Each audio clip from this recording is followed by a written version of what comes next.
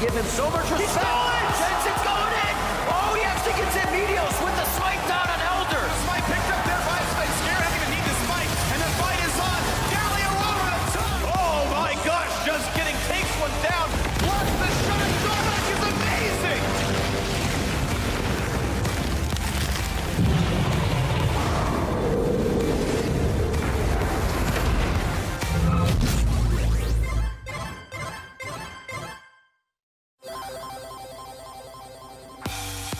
Welcome, everyone, to Monday Night League. I'm Gabriella La Tigris W. Allen, happy to be bringing you another edition of League Action to kick off your week alongside Neil Prawley Hamad and Mark Zimmerman. How y'all fellas doing? Great. We were hanging out in the green room. He was watching backseat piloting my Legends of Runeterra deck. All my moves would have worked, and you just wouldn't listen. It was a nightmare. I'm ready to start the show.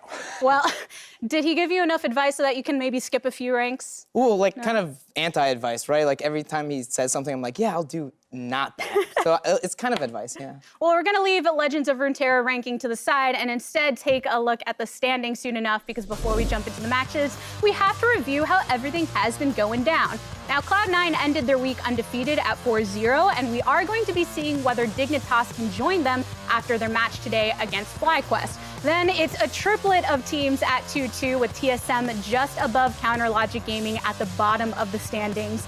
And I think there's a lot of fans for both of those organizations that might be a tad disappointed to see them there at the bottom.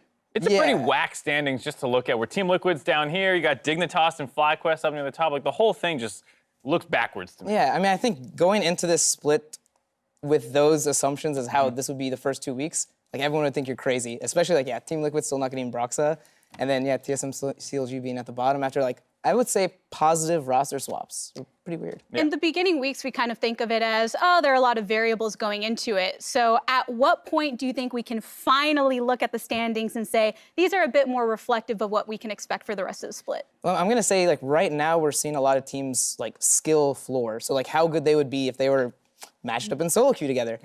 So we haven't really gotten to see, like, the coach influence yet, like, the systematic approach the team will take, and, like, how well they'll deal with adaptable metas that come out. Because the big thing about League is we have patches every 2 weeks.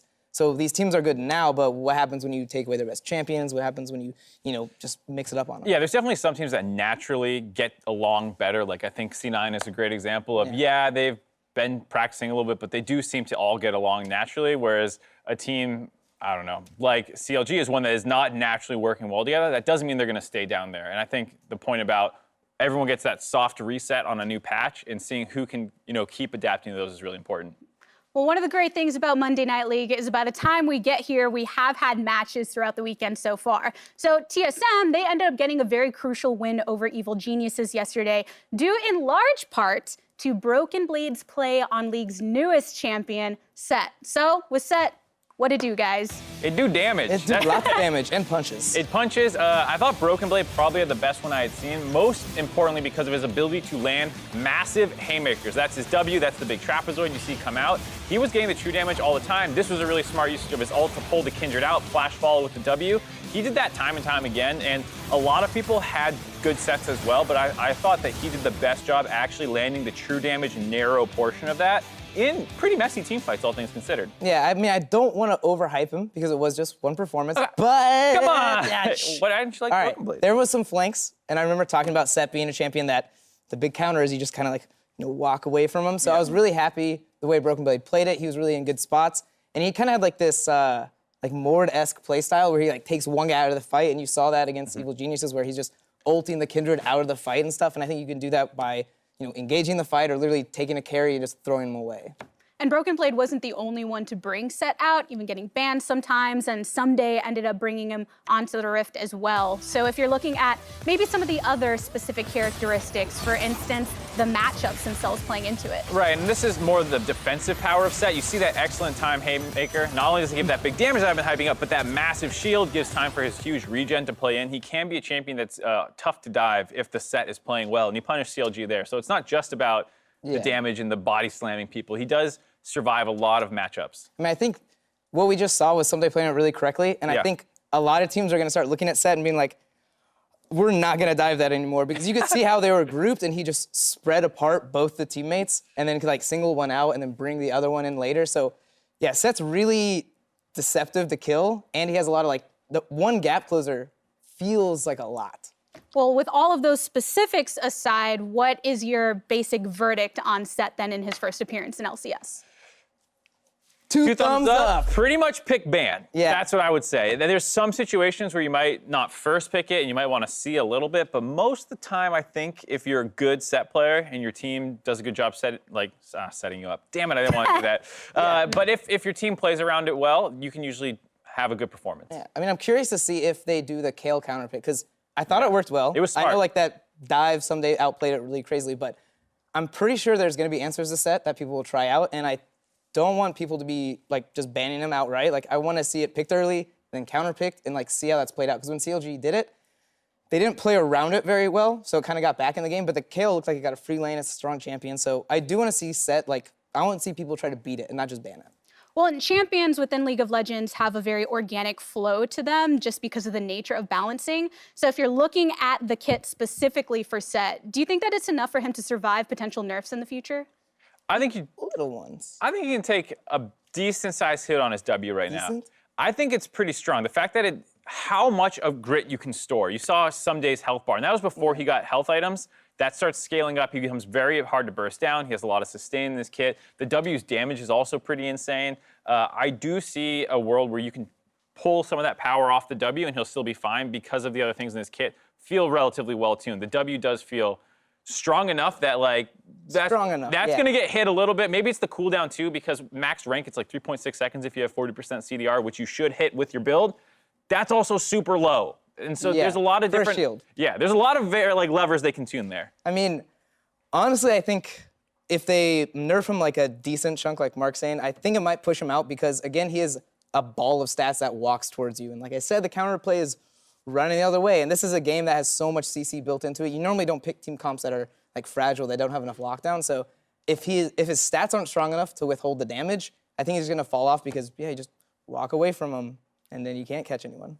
Well, all I know is watching Set, he makes me want to work on the jabs or maybe the dabs, I don't know. But we'll have to see if he gets broken out in our matches today because Dignitas are going to try to match Cloud9 at 4-0 as they face off against FlyQuest. And with Broken Blade and TSM trying to get the better of CLG to close out the week, hopping on over to twitch.tv/BudLight after the show where myself, Dash, and Riv will be kicking back with Power of Evil and Wild Turtle to wrap up the week. So now, normally there are a lot of pomp and history around TSM versus CLG, but given the, let's say, rocky starts of both of these teams so far, it's really hard to put them in that same level of hype. Almost has a different vibe overall. Rocky is being very generous. That's very nice of you to say. Yeah, I mean, you could say bottom of the barrel scrap fest, which is not what you normally think of with TSM.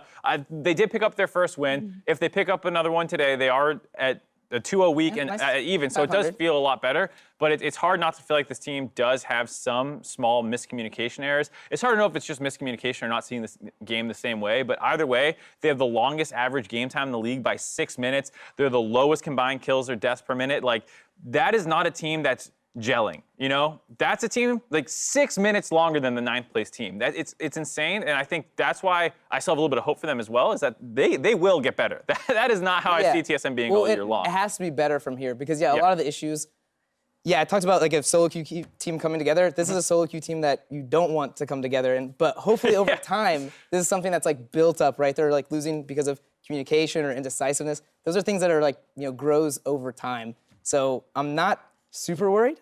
I'm a little worried. Well, sometimes you have to think about the strengths and weaknesses of each individual team, but also how they pair against one another. And if you look at a team like Counterlogic Gaming, it seems like they're doing so many different things in a very uncoordinated way. Yeah, I think a big difference between TSM and CLG is CLG's, they are making plays. There are fights happening. There are flanks happening, but misposition, flank, where's the line? So there's things happening and they just don't fit in together. So I've said it before, but I'm gonna say it again. I do like that they're trying things, and I just want it to get better so we can see it like faster, more aggressive league. Yeah, it's also weird because it came from that trade, where you have Smoothie coming in there, like he's going to be the great shot caller for our team. Biofrost going over to TSM, so you have that swap. And both teams like to make it sound like they came out the better for it, but it doesn't actually look like it's improved either team yet. But I personally feel like, from what I've seen out of Smoothie, it does look like he's struggling a little bit more in the CLG environment. Well, and speaking of that, where each team kind of talks about it in the way of, oh, we came out of this better, looking back to kind of what a lot of people that went over to the CLG facility during the offseason, they were noting, I was really convinced by how they were describing their choices. They really made me side with them. So is there something just disconnecting between that theory that we hear so heavily with CLG behind these decisions and the execution on the Rift? I mean, I think especially from the organization, like a coach coming from that perspective, like you got to think of like what positives the team has. And I think with Smoothie being this like really loud shot caller, like that's something you kind of need to lean into. You don't want to pick up Smoothie and be like, hey, you got to talk a little bit less. Like you want to pick him up, be like, all right, you're in charge of this. You need to start doing this. So I understand where they're coming from. I do think it's going to be a big adjustment time. I think maybe we're looking at week 3 to fully come out. I would say so, but it's also really important that they pick up a win today, just because you have this long history that we're talking about. Yeah, it's not at the top of the table like we're used to seeing, but you will feel a lot better if you push TSM down. Like, you want to be better than them. You might not be the best team in the league right now. It's a good start into week 3 if you can knock TSM out from getting back to 500 and make those fans feel like you do. For the TSM and the CLG fans out there, I feel like none of them have forgotten how they have felt every single time these teams face off. But we are going to have to see if Smoothie and CLG can reverse people's tone with Game 2. But until then, we're going to take a break. Monday Night League returns right after this.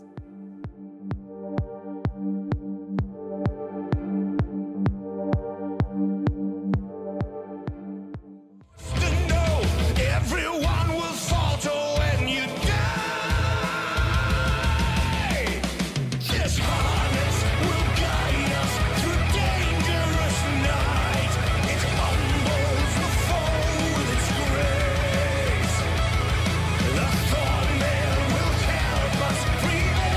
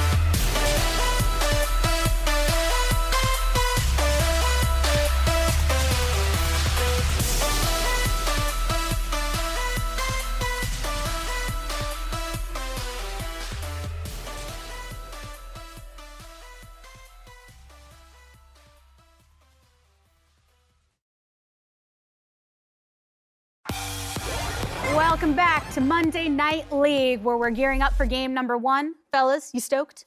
Yes, I'm ready for week 2 of Monday Night League. I'm ready for a slapping. I think I know There's gonna be a slapping? there's going to be a slapping. Well, before we talk about more slapping, we do want to get ahead of our 2 matches and talk about the few front runners we have for Player of the Week, because want to get y'all's input of who's going to be the new fancy MasterCard statue over there. First to talk about, we have Licorice. Licorice, not bad choice. I think, oh, I thought you were disagreeing. No, I was nodding okay. along. Okay. You're 100% right. Yeah, That was he's very been neutral. playing really well over these last 2 weeks, and I think fulfilling the top lane role like better than anyone in the league right now, I think is probably the best top lane right now. Yeah, I thought his Camille looked really good. He was flying in last game, starting fights for his team, being a frontliner, and also making a lot of plays.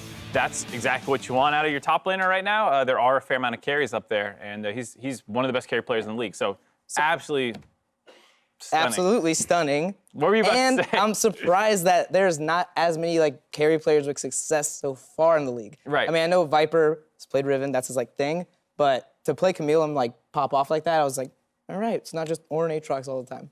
Interesting to see him have to make this switch very quickly from being a rookie not that long ago to now a veteran on the team. And there are others on the team that are performing well. We got to give a shout out to Sven, still unkilled here within the LCS. Off the talent suppression machine, now he's deathless. Best KDA in the league, hasn't died yet, so we don't even know what it is. Oh, is that what TSM stands for? Yeah, you didn't know? I He's been absolutely killing it and looking like probably the best offseason move so far. Yeah, I think Senna has been kind of a goofy AD carry champion. I don't think many North American AD carriers are playing it superbly. I think Sven's kind of an exception to that, where he's playing it really well. However, just like Licorice, I think C9 has had a pretty easy schedule so far. So I think next week is going to be the real test. Like, are these players like the real deal, or do they just have an easy schedule? A team that has not had an easy schedule, Dignitas, looking at their ADC with Johnson.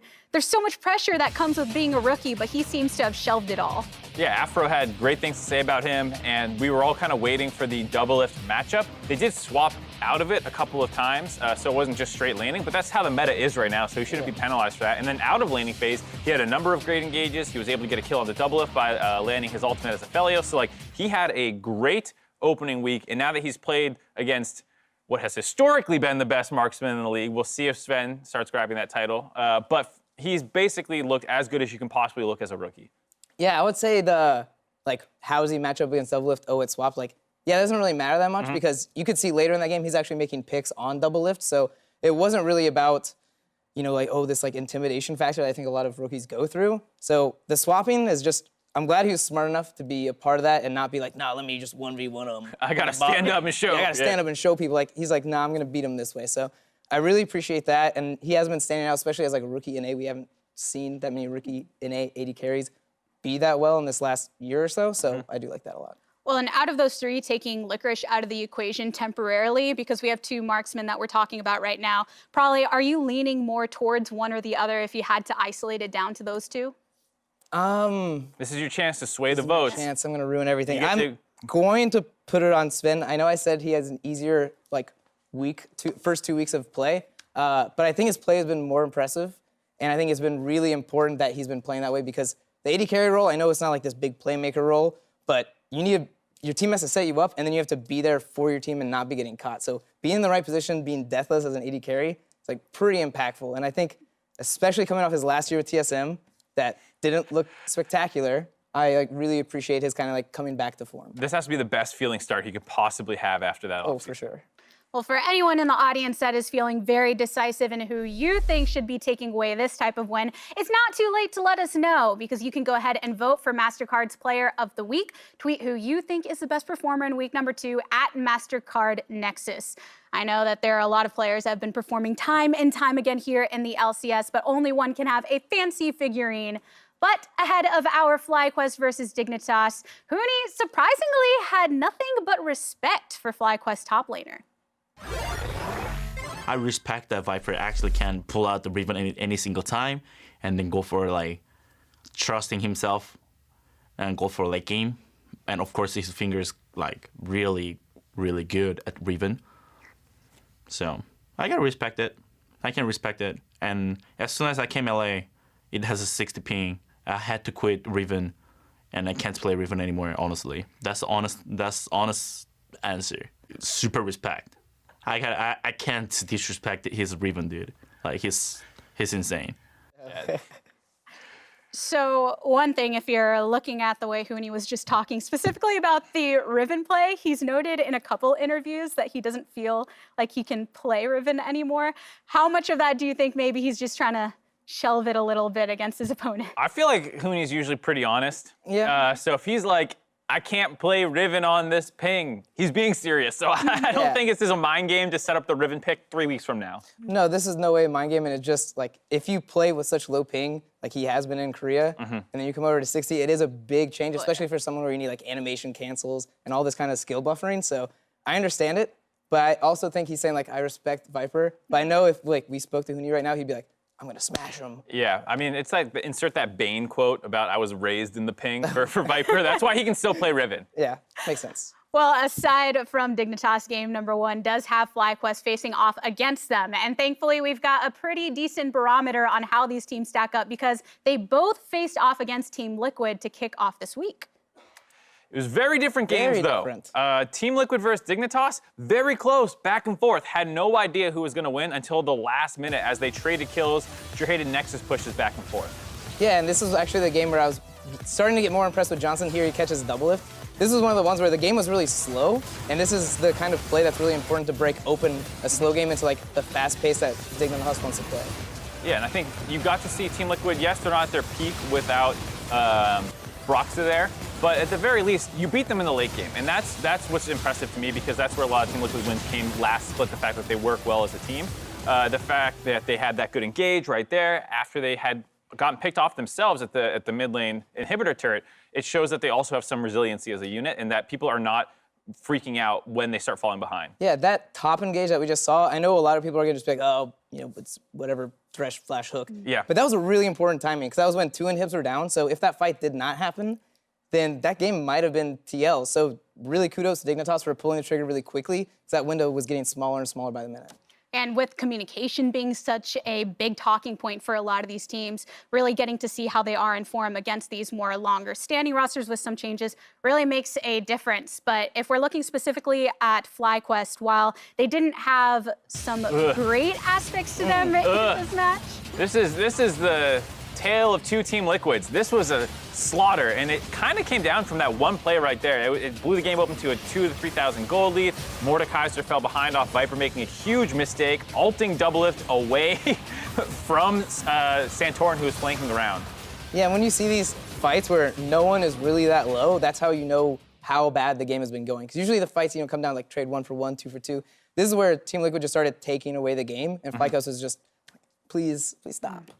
Well, and just as you said, Mark, how there is that slight caveat that even Doublelift admitted that these were very different games between the two. One of them, he was playing Senna, and then another one on Aphelios. So very different play styles there. Yeah, I mean, he talked Senna down a little bit, but we see globally she's a very, very powerful champion. Yeah. But I do think it still holds true for him. He is not the kind of player you think should be good at Senna. And so when he swaps to Aphelios, yeah, it's not really the same exact Team Liquid. So I can understand FlyQuest losing a little bit worse, but it's still isn't quite the same thing, just based off how bad that play was by Viper. Yeah, that's just that has nothing to do with it. Senna has nothing to do with these wins or losses and why those games were different. Let's be honest, Senna is just an You don't want to save him at all? You don't want to give him that life vest? Different. No way. This is too big of an excuse.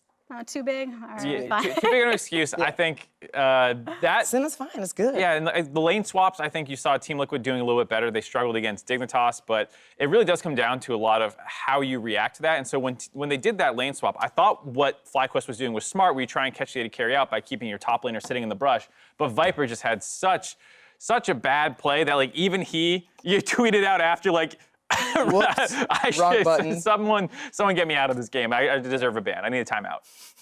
Well, speaking of which, we did touch a bit on that matchup between Huni and Viper, but are there any other considerations as far as the way that their play styles match up against one another from what we've seen so far?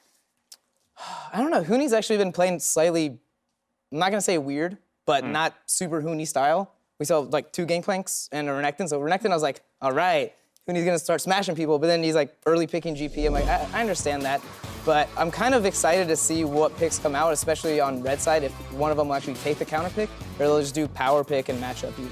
Yeah, I mean, that was such a bad play out of Viper. That's not indicative of his skill level at all, as much as we're ragging on him. Like, he has game-winning moments. He solo won them game one on Riven, and he does have good moments on other champions, and so I think that this will be one of the most important matchups for FlyQuest. I think, like you're saying, Huni is not going uber lane dominant, playmaking, because he doesn't need to right now on Dignitas. He has a really great team behind him. FlyQuest does feel like they don't have quite as much firepower, and so Viper does need to step up. I mean, I think they're going to be, the only way that they're going to be winning these kind of games is like, I'm not going to try to dominate top lane. So I think them going into this, like, I think they have a better plan than what we're talking about right now, where like top lane is going to be the killer. It's like, nah, top lane's not going to be the killer in this matchup. Yeah. Saying both of these players have such an aptitude for flashiness within their play, but sometimes you do expect one to pull it back depending on what the team needs. But predictions aside of how things are going to be going in the top lane, overall speaking, it looks like that's the same thing. Boring. That's not fun, guys. I mean, I kind of hinted to when I said there was going to be some flapping going on. I think Dignitas has this one pretty easy. Yeah, I think Dignitas will take this. I'm hoping for a sub 30-minute game because I do want to see Dignitas push themselves a bit. I think their week one opponents were okay, but I do want to see them when they're playing against teams like FlyQuest, who picked up 2 wins in the first week, which are great, but I think those were kind of easy wins. I want to see Dignitas like crush and not just like win for 45 minutes or something like that. Right. Would you say your predictions would have maybe been slightly different had you not considered the Team Liquid versus FlyQuest game, thinking before how kind of smashed they got in that one? I would still give it to Dignitas, but I think you're right that left a pretty sour taste in my mouth watching them make such bad individual plays. It wasn't like, Team Liquid picked them apart. They self-exploded. Yeah, and I think the individual plays are really important, especially against a team like Dignitas, mentioning that they're a really strong solo queue team. Just on paper, their floor is very high. High floor. So them playing against players who are going to mechanically make misplays, like, that's going to be a big issue. Well, and probably speaking of Dignitas, what do you think are their specific win conditions? So for Dig, I would actually take a really, like, kind of weird way, is I'm going to try to crush what FlyQuest would win with. Because, like, I don't think I need to do anything as Dignitas to win. I don't need anything spectacular, but I do know Ignar is really important for FlyQuest wins. I mean, other than the FlyQuest Riven. I was supposed to say lock Ignar down. This is lock Ignar. Yeah. Yeah, he's chained down. I want to keep him down bot. I got Aframu on my team. He's a big roamer. So if I can get that bot lane winning and my support moves first, then I think I can lock down FlyQuest. I think we're thinking about the game the same way. It's either going to be Ignar or Santorin. I'm actually going to look for Santorin for my win condition. I want them to do a really aggressive invade, go try and do the Meteos treatment that Closer gave to him. I want Santorin to attack Grig early and often with the help of his team, with delayed invades, with coordinated efforts, hopefully by working with Ignar, because that is the single biggest mismatch, I think, in favor of FlyQuest. Actually, I think your win condition's a bit better because it's a bit easier to start that off because you can do it from level 1. Yeah. You don't need to outplay anyone. Well, the hype train has been real for both of these teams here, which makes them fitting for Monday Night League. So I think it's about time for us to go ahead and send things over to our casters for game number 1. Thank you very much, Gabby and Prawley and Mark. I am Clayton Captain Flowers Reigns, joined by Mr. Joshua Jat Leesman, and it's about time to jump into some Monday Night League here. It's really exciting. You didn't like when I mentioned this during our first cast of the decade, but this is now our second official cast of the decade in the same week. Are you going to keep track of them now? I might. Are we going to get to week 7? 2, if it happens the third time, now that you've kind of challenged me, I think I'm going to do that. All right, we'll have to see when it happens next, but right now, we got Dignitas and FlyQuest coming up. As the desk was talking about, these two were a couple of the big winners after week 1. Everybody was pretty impressed with how they both performed. Then Dignitas surprises a lot of people by managing to take down Liquid earlier this week. FlyQuest not quite the same level of impressive play, but we'll see if they can redeem themselves here. And it's actually a really interesting story that could only happen with LCS being 3 days a week because they have the same shared opponent so far before playing each other. So it's really easy to kind of, in your mind, do a little ranking of how good they look. Dignitas beat Team Liquid, and FlyQuest got absolutely demolished. So that's what they talked about along the desk, how Dignitas come into this as a favorite, but you never know in League of Legends. You never know what adjustments would have been made and what FlyQuest can try and answer back. Well, Dignitas is going to go ahead. It's tax season. They're paying the Riven tax right about now, making sure that doesn't go into the top lane there for FlyQuest. Also banning out the Akali. I'm running out of clever jokes to make about that. It's banned every game. Blitzcrank banned out by Dignitas as Tahm Kench, Elise, and Lucian are taken out. And there you go. It's Rumble picked for FlyQuest. The Rumble first pick. And FlyQuest can do this because it's a flex pick. Yes. If this was just a top lane Rumble, you betcha Huni would have a counter pick ready that he'd be comfortable smashing Rumble with. But because it is flexible, they're going to be a little bit more okay locking it in early. And I also like the fact that it's a denial pick along with the flex potential, considering this is one of the champions we've seen Huni pop off most on in the past. Yeah. You keep it out of the hands of Dignitas. You get it in your own lineup. And it looks like Dig are going to respond with a couple of power picks of their own. The boss already locked in, set there in the top lane. And we'll see whether or not they want to go ahead and lock in that Aphelios. He's been doing a lot of work lately. It really has. With Senna open, you wouldn't be too surprised to see Wild Turtle match with that. I'm hoping that we see Huni play this set, even though I think it can actually be played in the jungle in the right circumstances, because so much of Set, from what we've observed, is he is a kiteable champion, but he's an incredibly strong frontliner, and he's really good when the other team tries to dive on top of him. The essence of a jugger. Exactly, and we've also seen, as the Senna gets locked in and Aatrox is likely going top lane now, we've also seen a few creative uses of Set to find good flanking engages. Why I'm interested to see Huni on it is he's a player who can be so aggressive, you'll have no choice but to hit him. And that's where Set's kit will actually be the strongest, so I want to really observe how Huni positions himself on the map in teamfight so he can get off the biggest haymaker possible. Well, we're going to have Thresh also locked in here for Dignitas before the second part of the bans come through. Those picks will not be mirrored, as we talked about earlier this week. It appears like frequently these days the first half of the draft does get mirrored with rolls from each side. Will not be the case here this time around. We'll see how that affects the second half of the bans as Syndra and Nautilus are removed. Absolutely. I wish I knew the name of the guy. Someone tweeted me today about like draft order because I was making points about Sven and how C9 has prioritized them more in draft. Across the league, though, marksmen are almost always getting picked first rotation. Even this, with Aphelios being second and Senna being third, is a little bit later than average for what your AD carries are locking in. But yeah, absolutely. You're going to lock them in before the first phase because at the moment it is clear cut. Those are the two top ones, and there's enough power pick bans that people are willing to just make that trade. Right, when the pool is so tiny at the very top, but it's not so much so that they get banned out in that first wave, the trade is so often the play. You take that one, I'll take this one. It's a gentleman's agreement, a handshake in the draft to say we'll both take one of them, spin the bans on something else instead. Orianna and Leona are going to be those second bans, so it's two support bans coming out from Dig, two mid lane bans from FlyQuest, targeting those roles that they've already locked in, but their opponents haven't. Yeah, and I'll be curious to see what Froggen has left to go up against this Rumble mid. FlyQuest getting to just basically target out Froggen, say these are the two no thank you champions. Victor would be something that would scale well into the late game, but would definitely lose a ton of push early and would really hurt their ability to go for early Rift Heralds or early Drakes. So with the way Dignitas is playing, the more I'm thinking about it now, that Rumble pick could provide a lot of problems. Top of mind, I don't have a pick that Froggen should do, but we'll see what he ends up locking in. Well, it's already going to be Jarvan locked in here for FlyQuest. We saw them hovering over the Rex side, thinking about it for a moment. Is a pretty traditional counter to the Lee Sin, but hasn't been seeing a lot of great success lately, even in the counter matchup. So just going into the Jarvan for something that's more generally powerful. See if Morgana is the choice here. Very effective black shields against the hooks coming out from Thresh, but nope. It'll be Alistar for some engage and some disengage, some turret dive potential too. Yeah, I love watching Alistar. I love playing Alistar. You basically shouldn't if Nautilus or Leona are up. So that's why I'm okay with Ignar picking it here.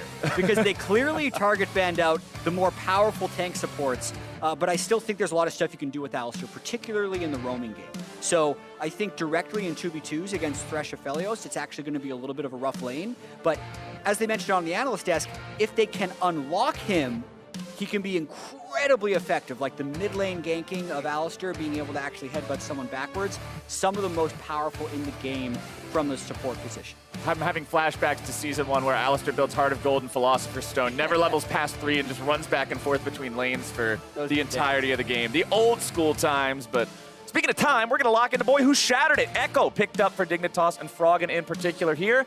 This champion has been pretty crazy recently. He's been seeing a lot of play in the jungle, but also still mid lane. And the cooldown on the ulti gets insanely low after he builds some cooldown reduction and gets some levels, so there's a lot of outplay potential. It gets low enough that you should actually use it for recall. Like, you go back to base, you buy all your items in under 3 seconds, then you ult back to where you recalled from. Yep. Is a good strat for that. In terms of, like, I was wondering what Froggen is going to play, this at least has a lot of tempo. So I don't think it's necessarily a pick where he'll be going for solo kills. He will be able to get kills with gank assist, but it's like Rumble shoves in so fast, you need something that can try and keep up, and a teleport Echo who has multiple ways back into the lane and good wave clear, I think is a strong choice. And an interesting thing about Froggen, something that I've enjoyed seeing in the conversations online between the fans about this Dignitas that has shown up really good so far in their first 3 games. Even the longtime Froggen fans, it seems like the thing they're excited the most about isn't just, hey man, Froggen's popping off. It's Froggen's popping off, and he looks like he's got a team around him in all these other positions for what a lot of people are saying is the first time ever. And that's what's really exciting, is to see what can happen when Froggen isn't the man bearing all the weight on his shoulders. For sure. I mean, Dignitas talked about building this team around Huni. It was Hunitas for a little bit during the offseason, but it is a great opportunity for Froggen this year. While he can still be a star player, he won MasterCard Player of the Week in Week 1. The fact that Huni was actually like the star piece and Froggen can just kind of do his stuff, I think unlocks a lot of potential for him. It just relieves some of that pressure, lets you do you. Have a time of your life there in the mid lane, and we'll see if he can pop off here this time around. We're on to the Rift for FlyQuest versus Dignitas. 2-1 for FlyQuest, 3-0 for Dig. Only one other team in the league, 4-0 at the end of Week 2, and that is Cloud9, who everyone is saying seem to be the standout performer so far, along with Dig. So if Dig wants to keep that up, they need to take this win and keep that record clean. Even just a week and 4/5 into the season. A week and 4/5. That's exactly what it is. I mean, you're correct. We've just never been in a position where we've used that metric before.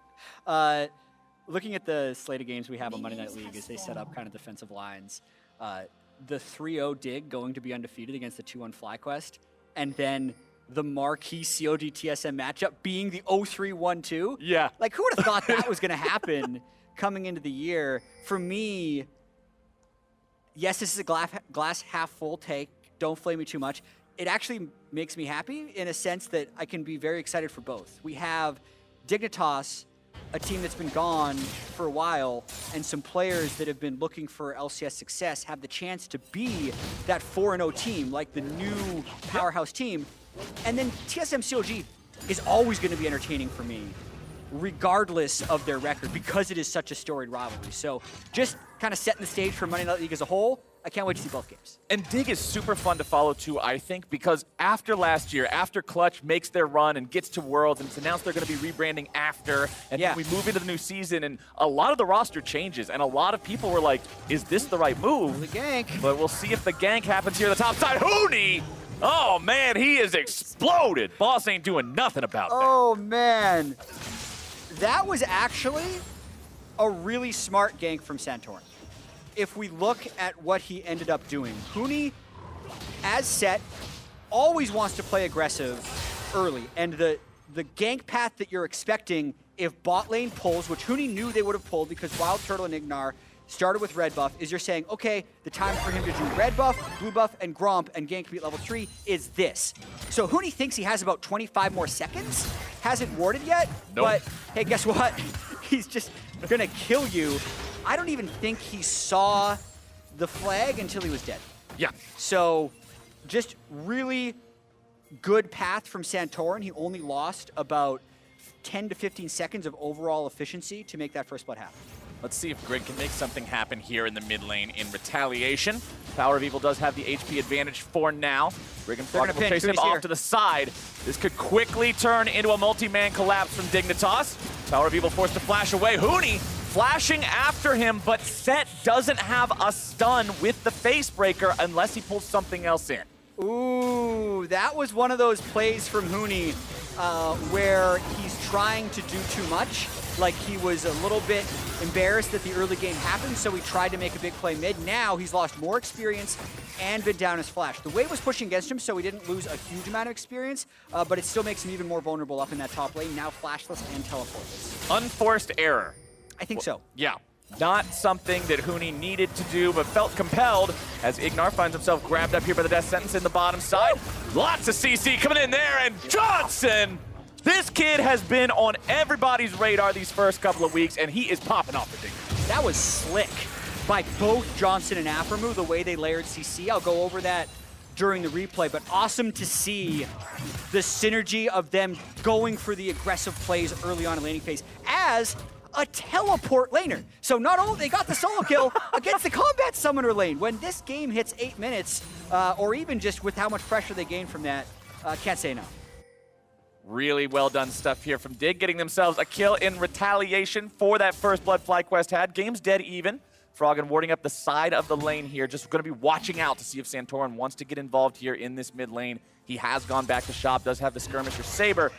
Viper seems to be doing all right here in the top side up against Huni. Again, when you're playing against Set, his mobility is incredibly limited, so you don't have to really feel like he's going to be able to jump on you and just kill him all on his own. You pretty much need to put yourself in a spot where he can make those sorts of moves, unless he gets a big flank like you were talking about. Yeah. But 1v1 in lane, a flank's not normally this good. Yeah, definitely not. I think if Huni doesn't want to die in that lane, he's not gonna. I think he should, and I think the same is pretty true for Viper as well on Aatrox, so kind of expect them to split the farm in the lane, and then their impact will ultimately be felt in teamfights. Johnson will just keep farming up here on the Aphelios. Has the Gravitum. No level 6s online for anybody here across the Rift just yet. But Viper getting the better of Huni in this trade, stepping to the side of the Haymaker. He'll still take damage, but considering he's not in the center line, that means he will reduce it at least to physical instead of true. Viper's a guy where I'm particularly going to be keeping my eyes on because I feel like he had a lot of errors in the game against Team Liquid, trying to ult double if Aphelios, putting himself in a spot where he would just get 1v1. He's up against the champion again. I'm sure he's painfully aware of the lessons that he learned in the game earlier this week, and I really want to see how he plays it. Yeah, if Aphelios has the Healy gun and the white gun, you gotta stay away from being really melee with them, is one of the lessons. But watching this early lane, so we know the pressure created by Johnson and Aphromoo is what's actually unlocking Grig to do this 6-minute Ocean Drake right now, and the timing is particularly good for them right now. So notice how Johnson still has his teleport. This means they can take the Ocean Drake, they can shove in another wave, they can go back to base and run for Rift, and basically, if Wild Turtle matches the Rift play, they'll get first dibs on bottom lane. I was talking with Prawley earlier, like, if 8-minute Rift Herald is going to be the meta, then teams should just be taking teleport 80 carries. The fact that Dignitas is the team that's starting to set the 8-minute Rift Herald meta just makes sense that they're also already bringing teleport. Easy to prepare for the strategy that you're molding, that you're crafting, that you're introducing. You're the one who has all that knowledge into it. Gold still very close here between these sides as Power of Evil and Froggen have the ultis turned on here in the mid lane. You can see Power of Evil just now ticking level 7 here on the Rumble. Sorcerer's Shoes rush for the extra magic penetration just to make sure that when he does find the damage with those Flame Spitters, it hits hard. Froggen taken solo, has to chrono break back as the equalizer comes down. Grig is nearby to prevent any kind of a dive, but Froggen definitely comes out worse for wear on that one. He does, but they got the equalizer, which I think is really important with Rift Herald spawning in 30 seconds. So I want to track here if Johnson can get this wave shoved out and if Dignitas try and go for Rift Herald play, because the thing that would stop them from going for Rift Herald play would be the fact that they don't want to do a river fight against a Rumble. With equalizer down, I think it becomes a lot more palatable. Huni shoving out that top side as well here. You can see the wave building up, so Viper's going to have to respond to that one. He'll roam down into the river, set up some vision, potentially make way for the rest of the team to show up there. And you can see the On My Way ping coming out from FlyQuest. They recognize this could be the call here from Dignitas. Yeah, so watch the minimap and watch Aphromoo. He just recalled, he's heading towards Rift. Ignar's on the same page, but the interesting thing here is these two 80 carries, one has teleport, one doesn't. So even though Ignar's roaming up, there's going to be a numbers advantage for Dignitas when they get there. Huni trying to scare Power of Evil away from this control ward, but there's not a whole lot Set can do about it when there's more players there on the opposing side. Just kind of has to sit there and watch that get taken out. Neither team wanting to commit towards that Rift Herald yet. There's still a lot of housekeeping to do, keeping track of the players from the other side, getting the vision set up, overcommitting to something here, putting yourself where you're vulnerable to your opponent's collapsing could be a nightmare here for either team. But it looks like Dignitas are going to say, okay, we've got the advantage in that TP like you were talking about, let's start it up. Good play by Dignitas, and because there's no equalizer on Rumble yet, they don't really have an answer. Another thing that I actually really liked is that Johnson hadn't shown. Now that he's shown bottom lane, they're thinking of a fight, but he can just teleport in. The equalizer is ready now, though. Santorin's going to be the target here at the very start. Huni tanking up here in the middle. Showstopper's not going to find a whole lot. He's still got the Haymaker ready to go. Equalizer comes down. Damage going through. Froggen is gone. And Dignitas do not want this fight. Aphromoo down to 100 HP, and Viper's looking to take him out. Power of Evil grabs the kill, and Johnson is alone behind enemy line. He will not find anything this time, and that's a whole lot of kills for FlyQuest. Woo, stand corrected there where FlyQuest couldn't do anything about it. They waited for the equalizer to come back up, and that was their moment to fight. And even though Wild Turtle doesn't have a teleport like Johnson does to match, he's got that R. He just hit everyone with his Senna Global, and they end up taking the fight convincingly. Let's watch this one more time. So it's like, Dig think they're pretty safe here, but it looked to me like the teleport from Johnson was a little bit slow. So they're dumping a lot of damage on Santorin, but they're indecisive of whether or not they want to fight. And then once Grig goes in, they got to bail. Well, back to live here. Wild Turtle almost found himself collapsed on there in the mid lane. Did have to use the flash to get away, but importantly, it does get him out. Doesn't end up having to pay for that one with his life. But yeah, not only was Johnson's teleport a little bit slow, but he also had to put it in a spot where he felt safe and he wouldn't be just throwing himself into the maw of the waiting FlyQuest players. Then he had an extra hike down into that Rift Herald pit where the fight was happening, and it just was not there for Dig. And now FlyQuest with a 1,500 gold lead. It's Power of Evil and Santorin who are topping the charts in that gold count. Santorin 2-0-2 here on the Jarvan. Cinderhulk completed, stopwatch ready to go. He's in a great spot to start these fights. For sure, and the first pick Rumble is also paying off very well. Look for Santorin to make those aggressive plays around the map, but also really watch where Huni goes because he's the one with the eye. The ideal use of a Rift Herald before 14 minutes is to get about 2.5 plates yourself, then drop the Herald, since the charge does true damage for about half of a turret's overall health bar. That'll give you the first turret, but if they don't make a play beforehand, they're not going to get much use out of the Herald. Second Drake spawning here in 5 seconds as well. FlyQuest have control over that bottom side river for now. Take a look at where all the ultis are. Senna ult not quite ready yet for Wild Turtle. Power of Evil does have the equalizer. Cataclysm's up and running for Santorin too. Dignitas almost have everything ready to go, but still need a few more seconds on the kick from Grig. Huni will continue shoving up the top side here. Has a very slight CS advantage over his opponent, but honestly nothing to really write home about. This lane is breaking even. Yeah, and I mean, just comparing the power of the mid-level laners right now, an Ignite equalizer, Sorcerer Shoes Rumble versus like a little pistol on an Echo. Magic pistol, man. Magic pistol, the Hextech Revolver. There's no way they can go to River to contest this. So Santorin knows that, doesn't want to waste any time, gets that Mountain Drake locked up, and we got an Infernal Rift. Infernal means more and more damage as the game goes on, and the potential of those extra procs if we get to the point where one of these teams gets Soul. Froggen continually on the back foot up against Power of Evil's Rumble, and I like seeing Power of Evil on this pick because he's slotted so hard by a lot of people into this control mages only playstyle. Rumble's not a 45-minute control mage. Rumble is an incredible team fighter in the mid game that can really take control over neutral fights and propel your team forward with objective play. And I want to watch Power of Evil, now that we're 13 minutes into this game, now that we're going to start getting into more of those big fights, to see if he navigates it right. That's a really good point. And Dig trying to make a play towards the top lane because PoE was bottom lane. Well, they will use Shelly, but they're only going to grab the first couple of plates with it. They will not manage to shave those plates off with their champions first and get more value out of slamming Shelly into the high armor and MR, but hey, money in the pocket, money in the pocket. Grig. Well, Santorin's able to get him in the Cataclysm. Ignite goes down. There comes the Wild Turtle ulti, but the damage is going to be sidestepped. Grig trying to get out, but it is just hand-wrapped on a silver platter for Viper. Oh man, not many directions he could run away. No. That one.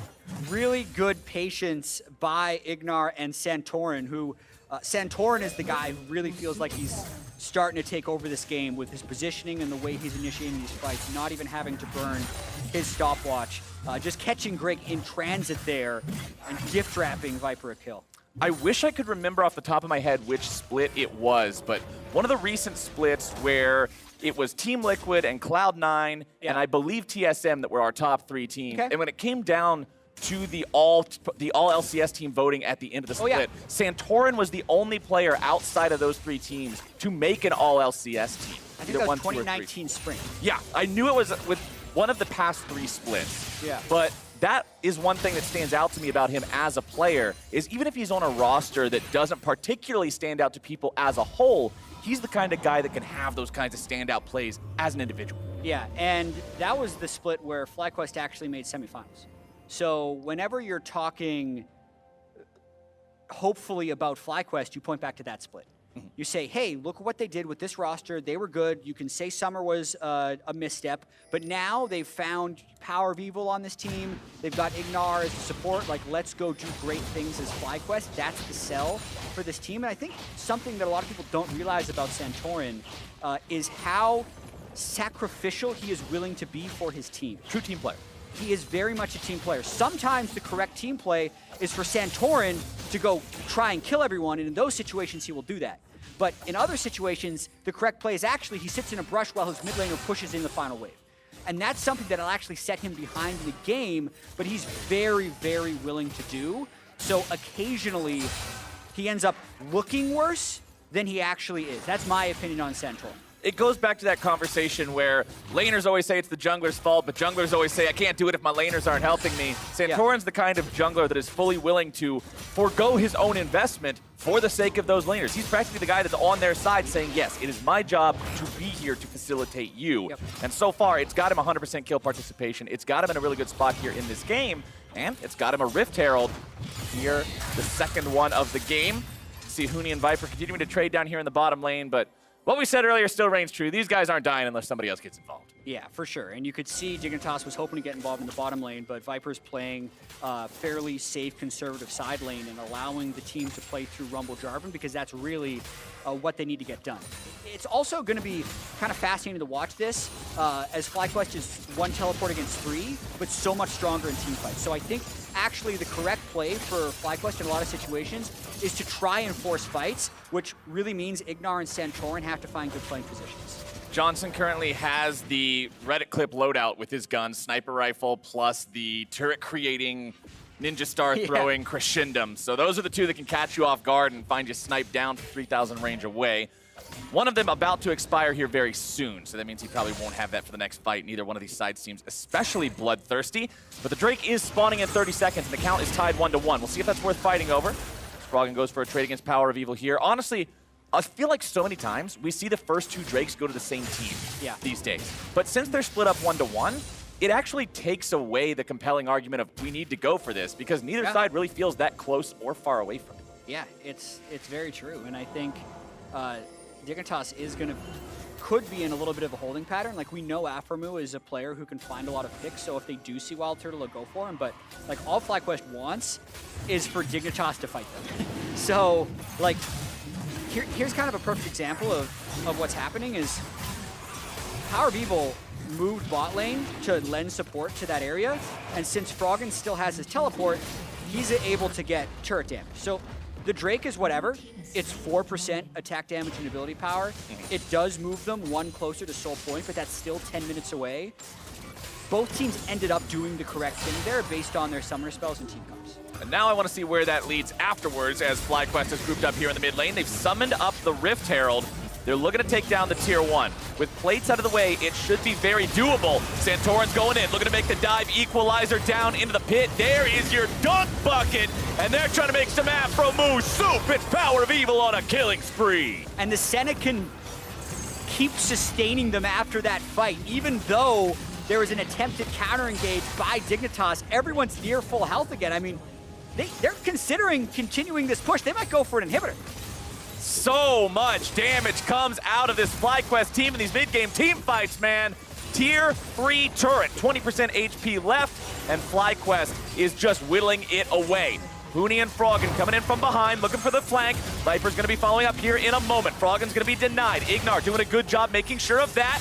Huni looking for a big haymaker, but only going to find Power of Evil there on the very back end. Huni taken very low, and Power of Evil's on a rampage. Ignar barely gets away from Froggen, and it's a 1-0 fight so far for the side of FlyQuest.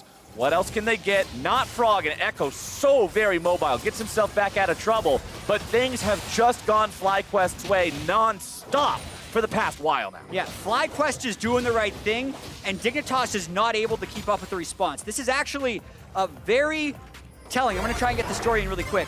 When you're the team that's behind, I was talking with Crawley earlier, it's really dangerous to be the one pushing sides because the team that's ahead is just going to dive you. So in this situation, Dignitas should not have been defending this turret.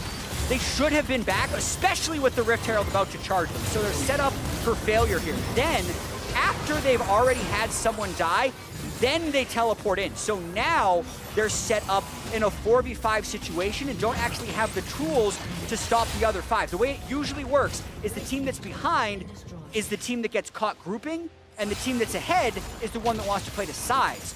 The weird thing about this game is the team that's ahead doesn't have teleports, and the team that's behind does. So they're still trying to play these sides, and you're seeing how easily FlyQuest can punish it. So again, Dig continue to try this fight, but they really just don't have the tools. Their teleports are down, they don't have flank position. FlyQuest still has 5 people alive, and they just continue to gain more damage. And you saw from Huni's death there, I feel like between that and the attempted flash facebreaker that we saw early on in the mid lane after he died for first blood at level 2, it seems like we're getting some of the classic Huni tilt. Because after he used the Haymaker shield, that's not coming up for another 6 seconds. He had 20% HP. He had no business going anywhere but home, and they sent him there in a body bag. Absolutely, and this is the Team Dignitas from behind, which we haven't seen so far this split. They looked very clean in 3-0 when they were ahead, finding aggressive plays, but what is looking like is the case here is when they're not in position to make aggressive plays, they're still going for it, and they're doing it into this very, very powerful Rumble. So, do have to credit FlyQuest in this case for kind of just, even without Teleport Rumble, like PoE has controlled this game along with Santorin. Every fight where he has Equalizer up is a fight they're going to win. And they're just going to continue to control these objectives, 1 minute, 20 seconds until that next Infernal. And Rumble's build is pretty much exactly where it would want to be. Double spell penetration items, Liandry's Torment, all completed around 21 minutes. Morello Nomicon is also picked up here to help deal with some of the healing that could be coming out from Froggen's ultimate. I know there's a lot of discussion these days on Twitter about whether or not Morello Nomicon should be built in each individual game. We'll leave that up to everyone to form their opinions, but it will provide some extra damage, some extra healing negation power, as that Infernal Drake is up in 45 seconds. This one would put FlyQuest on Soul Point, and they feel completely comfortable stepping up into Dignitas territory, controlling that area, putting down wards, stealing away the blue buff, as Viper finds himself in a 1v3, but he won't find himself there for long. Easy pickup there for Dig. Will they be able to put themselves down to the bottom side river in time for the Drake, or do they just say, no, we're not worried, and take the tier 2? I don't know if they even try, because we got a 10-second desync between the Infernal Drake and Viper's timer, so he'd be able to teleport in, and Dig would just get caught in another team fight. For Dignitas to come back in this game, they need to not team fight as much as possible. So it's on FlyQuest to group either around mid or around objectives and win those groupings. Now they're just trying to chase Dignitas up in the top lane. Infernal's actually temporarily forgotten. Froggen doing a good job zoning everybody away. He knows he's on a champion that is incredibly difficult to lock down and actually pick off. He provides an escape route for the rest of his team in the Lee Sin and the Thresh to make sure that they don't get collapsed on by FlyQuest. So Fly won't get any sort of return kill, but they do have control over this bottom side river with Turtle, Santorin, and Power of Evil marching down there. This is surely their dream. Yeah, absolutely. Soul check-in, Wild Turtle's at 38, so he'll get 40 off of this Dragon because it's going to drop. 40 is a great breakpoint for AD carry Senna, giving him a little bit of that extra range. At this point, he's going to be, I believe, outranging Aphelios, which is pretty important come later fights. So just continuing to power up. Like, let's see how well they can play around Baron, because there's a real chance that the game stalls out for at least the next 5 minutes. The Senna team is so bad at taking Baron. They've already taken mid lane down to the inhibitor, and Dignitas just needs to not get engaged on while they're exposed mid lane. Exact numbers, 40 is where Senna hits 650 base range, so she's now equal to a Caitlyn, which is also equal to a Phelios with Calibrum, but none of his other guns. Yep, good call. So, although it may still be possible for Johnson to fight him on equally ranged footing, it will be difficult and very dependent on having that sniper rifle ready to go. You can see in Turtle's inventory, he's got the Duskblade, second Dirk also there, stacking up that lethality, Muramana fully charged. The Senna will be very powerful in this upcoming fight. Stoneplate also done for Santorin. First big item after the jungle item completion. That means he'll be so tanky when he initiates these fights and traps everybody in that Cataclysm wave. Yeah, it's going to be a very tanky dive if you consider the Alistair, Jarvan, and Aatrox to go in. And if in a game like this where one team has a moderate edge over the other, a lot of times I'll say, like, what does the losing team need to do to come back? Right. Like, if Dig comes back in this game, a lot of it would be a Johnson carry. Once he gets Runaan's, there's enough melee divers that he would have the potential to carry a fight, since those melee divers are not extremely high in damage. So that's going to be the tricky thing to see if Dignitas can stall out until he hits those items. You heard him, Dignitas fans. Keep your eyes on Johnson, as Froggen will use the chrono break here in the top side, looking to buy himself a little bit of extra time, but the equalizer comes down. Stasis goes through, and Power of Evil is unstoppable. With Grig out of the way, Hooney's trying to find one in return. He gets a shutdown. His own stopwatch going to be used here now. Aframu with the lantern to bring him to safety. Death Sentence finds its way onto PoE. A nice haymaker going to follow that one up. Johnson is now caught out, and there is no way to do the damage when you're dead like that. Froggen TP's back in, but it's not in time to do much of anything. FlyQuest take the fight. Oh man, Johnson died fast right there. Viper just absolutely obliterated him at the end of that fight. The silver lining is the fact that Dignitas got a shutdown kill, but that's the type of stuff FlyQuest wants to have happen. They got a 5v5 fight around an objective. They were able to get a lot of equalizer damage down, win the fight, extend their goal. That was also the stopwatches from both Froggen and Hooney, so you won't see another one of those from Hooney throughout the game. Froggen needed to upgrade to Zonius to get another. Let's take another look at how it started. Yeah, this all started with Aatrox in the bottom lane as well, so FlyQuest ends up teleporting into this. Froggen does get a lot of damage down, but I think the Stoneplate definitely baits Grig pretty hard into thinking it's going to be a quick kill on Santorin. And even though Hooney can finish off the kill with the Haymaker, by that point, like, look at the actual position fight. Ignar gets Johnson's flash early. Froggen's out of the fight. Like, where is their damage actually going to come from as Johnson tries to step up? Viper just obliterates him because there's nothing to peel for Johnson in that scenario. FlyQuest continuing to maintain their lead here, 4,000 gold up. And with that 4,000 gold, they command enough of a lead. The Dignitas must be very respectful here in about 70 seconds when that Drake spawns. You have to choose.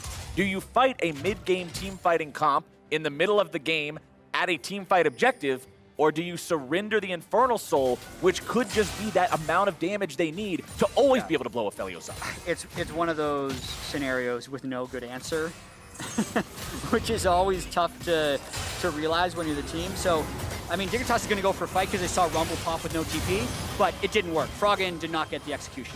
Froggen does have the Zhonya's Hourglass, uses it to buy himself enough time to allow Aframu to provide the escape, but now Johnson's jumped on. There is no way out. FlyQuest have already found one, and it's the most valuable target on Dignitas. Looking to find even more as they chase after Aframu. Box drop down to buy a little bit more time, but not today, sir. Viper takes him out, and that's 2 for 0. FlyQuest is making this look easy. Yeah, their teamwork has been on point here. Wild Turtle assisting from long range, but more so just like the power of this Rumble Jarvan combo on top of... Okay. To see that one, that was... Well, I kind of like to see it, but we didn't have to. I'm sure we will. Yeah, we know the story.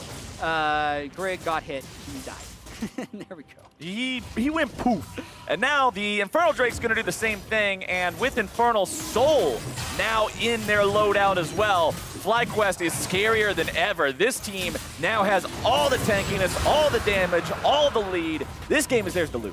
Yeah, Infernal Soul, that never goes away. Baron's still there. And again, Dignitas has fallen behind with a 1-3-1 composition, so they have very limited options. Not that they're playing this one perfect by any means, but FlyQuest is playing so well as a team. Like, Stoneplate Jarvan just initiating without regard for his own life, because he knows he's completely fine. He knows he's got the Stoneplate and the damage can't be retaliated. So they're picking on the flashless Aphelios over and over again. Easy to chase down Aphromoo. Let's see this Grig play. A little bit of desperation when you're trying to go for the Drake Soul. And yeah, I think Wild Turtle just shot him 3 times. that'll happen. That was about it. That'll happen. No more, no less. 3 shots. You're out of there. FlyQuest onto the Baron now. Dignitas really just don't want anything to do with this. They know there's no way they can contest a fight. Grig might try for a Miracle Steal. Sonic Wave looking to go in, but he'll be blown up before he ever gets the chance. Santorin buying some time. He's not in the pit.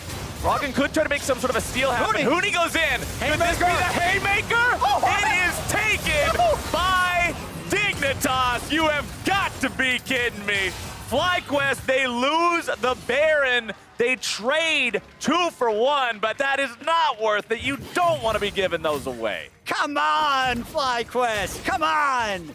You got the Santorin Smite, and there's no way Grig survives to make his way into the pit. So if you're gonna hop over with somebody else and keep your Smite alive, because let's watch this one more time. Baron at 3K, Viper and Ignar already got this under control. Like, they're gonna stop him. Santorin jumps over the pit. Actually, Grig kicking him further back is good. Johnson finishes him off. But anyway, oh crap, like there's no one with Smite here. Rudy and Froggen both just kind of go, and terrible equalizer by PoE. He was trying to kill Froggen, but really should have just laid it down in the pit. And then, oh my goodness, Froggen gets it with Lich Bane auto attack. And it was an 87 health, so you could have breathed on it or just looked at it the wrong way and it would have died. A support auto attack probably would have been able to take it out as long as he didn't have the debuff, but yeah. That's tragedy there for FlyQuest. Everything was going so good. Things were looking clean there for a while, and now they got to deal with the fact that Dignitas has Baron for about 90 more seconds. Of course, the Baron power play is not going to look too impressive. They won't really have a chance to do anything with it, but it will buy them time. Yeah, I mean, they can't win team fights. No. And they can't necessarily make stuff happen in side lanes because none of their side laners can win 1v1s. So, yeah, they got the Baron. Yeah, that's it. In terms of like what are they going to be able to do with it, I don't think they're going to be able to do much. Wild Turtles at 75 souls, going on 80. FlyQuest can just keep doing this. It just might take a little bit longer. Santorin continuing to lead the charge there on the front lines. Tier 2 turret going to fall. Huni trying to run at FlyQuest, but as they kite back, it's very difficult for Set to make a lot happen. Froggen dealing with Ignar off to the side. Oh, Santorin also going to be keeping them away as Aphromoo melts away. The Guardian Angel going to proc there. Huni will be kept alive only a moment longer, and now he's gone too. 2 for 0 for the side of FlyQuest. And Ignar's just doing a great job being a distraction. He kept Froggen out of the fight. Froggen looks to at least try to get something in return. He chrono breaks back, but now he doesn't have it any longer. He'll buy as much time as humanly possible with that stasis, but Turtle, he times it right, and the Dawning Shadow takes the kill. Did you see that equalizer damage on the top of the screen? It's a bunch. With Infernal Soul? Good Lord, that was... It basically just one-shot 2 people on Dignitas as PoE went in there with all of his Magic Pen and his Infernal Soul. Whoa. We mentioned Dig couldn't win team fights. They tried anyway. This could probably be the final push. I'd rather see them try than just go down sitting next to their fountain watching the entire base evaporate, but when you're this far behind, it's so difficult to make it happen. There's your damage. Power of Evil, legendary, just popping off this game. 9-0-4. Huni trying to frontline, trying to just give a moment's rest to Dignitas, but instead he'll give him yet another kill over to the side of FlyQuest. Plant some trees, baby. That one's for nature. FlyQuest, take Dig down.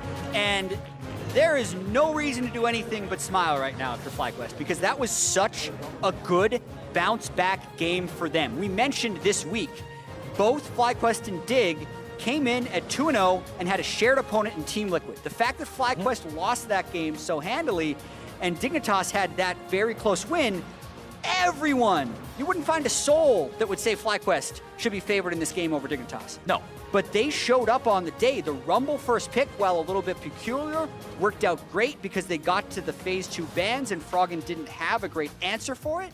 They won that first Rift Herald fight, and then their teamwork just reigned supreme. Dig just kept trying comeback play after comeback play after comeback play, and FlyQuest just kept kind of batting them away. So now they're both 3-1. That's a great bounce back for FlyQuest. Yeah, I feel like these teams are very close together once again. After the games earlier this week, like you said, the Liquid being the example, FlyQuest looked really bad. But now, today, Dignitas looked really bad in that game. So they've each had 3 really solid games, one that wasn't exactly how they wanted it to go, but it's still promising for the two teams as a whole. And FlyQuest, to be able to have that really bad game in the first game of the week, take a day, look over the VOD, say, hey, here's what went wrong, here's how we fix it, and then come back and do this. Yeah, the Baron was a little yikes. But aside from the Baron, it was a pretty solid game from FlyQuest. Yeah, and this is the best thing and the worst thing about early season LCS, is how easy it is to react and form like confident opinions on team strategy. Oh yeah, the pendulum can just swing wild. Yeah, Dig at 3-0 with how good Johnson had been and Huni and Froggen's history, like I was, damn, like Dig is they're Hit the top button, they're going to 3. Worlds. Yeah, they're, man, I love this team. And then after this game, yeah, I'm a little bit more skeptical. They made a lot of mistakes, but FlyQuest is resilient, and I think that's the biggest takeaway from this game. You already mentioned the mistakes they made in TL. They fixed them for this game, and now they're tied for second in the LCS. Well, the Dig hype train might have to pull over for some refuel, but FlyQuest looked good. And for more on their victory, Pastry is standing by with their mechanized menace in the mid lane. Thank you so much. I'm here with Power of Evil. I personally cannot believe they left Rumble open for you. Were you surprised to get that pick in the draft? Well, I felt like we had really good success on it last time already, so I assumed that it's banned, and I think we assumed that going to the draft. When it was open, I think we were all pretty happy about it. Certainly based on the gameplay we saw, that kind of makes sense. After you lost to TL, though, was there anything different that FlyQuest did or you did in preparation to kind of reset and make sure you got this win? Well, so we had pretty insanely good scrim results, so we were pretty disappointed losing against TL that strongly. I think we were all a little bit shocked, but I think it was good as well for us to work on our mistakes, work on our early game, and even a little bit draft as well. I think TL got the better of us in the drafting phase as well. So I think today, I felt we got the better draft, and I think we played the early game really, really good. We got the early kills. We just played for Dragons. The Baron was a little bit unfortunate. I feel like we should have gotten that, but that was a really good steal by Froggen, and yeah. Well, certainly looking good. Congratulations on the win today. We will see you later at the Bud Light League Lounge, but for now, we are going to throw it back to the State Farm Analyst Desk. Thank you so much, Pastry. Now, that was a game that I want to go to you first, Mark, because you had some interesting ways to evaluate just how hot a team is. Do you care to reevaluate This them? might be a big in-joke that people who did not watch the countdown yesterday will not understand, but apparently Flaming Hot Cheetos lose to lukewarm tea because they get soggy, and that's how FlyQuest was able to come away with the win. Well, you can still cool down tea, and it can be good. So I don't know if there's anything. Big debate. Yeah. If people don't understand that, my references, go back and watch yesterday's countdown. You'll get it. It was a great joke. Anyway, going to the top of this game that we just witnessed. First, got to talk about the draft because there were some interesting things happening there, all the way from the top with the bans selected over from Dig side, and then some of their follow-up as well with their picks. I mean, so I appreciate that they watched the show before they go on listened to your win stage. condition. It was a bad win condition. Yeah, it was a nice, pretending to be a coach, but I think they went a little bit too hard in my suggestion. So next time they should just ask for more details and I'll help them out. But yeah, you are right that over was here. the problem. It's not they that far from the stage. overbanned support and focus on bot lane. So I like the focus on bot lane. I think Blitz ban is good. They've shown they prioritize Thresh, so it makes sense. The Riven ban in 1-2-3 seems weird because honestly, never seen him pick Riven that early. So you can save that for 4 or 5 and ban that Rumble because it looks like the Echo is not a good answer to it. And LeBlanc was open, but that doesn't seem great into it. So knowing PoE plays this seems kind of goofy to give him something. Yeah, I think the double support ban is like, I can see them going like, let's just target what we know they're good at in the first phase and do reactions in the second, but then they didn't. I mean, maybe they knew, because we've seen PoE play Rumble already this year. Maybe they thought Echo was the answer, or maybe they just should have, focused on some other picks instead of going for that support pinch that they did. So how many Dignitas games have they won with Froggen playing a split pusher, side laner, not a scaling I wasn't going to teamfighter? say it first, but I don't want to see Froggen's Assassins for the most part. Yeah, I mean, I like they're extending their playbook a bit, because if you have Echo and win with it, it's kind of like scary. Like, oh no, they can pick Echo and our Syndra.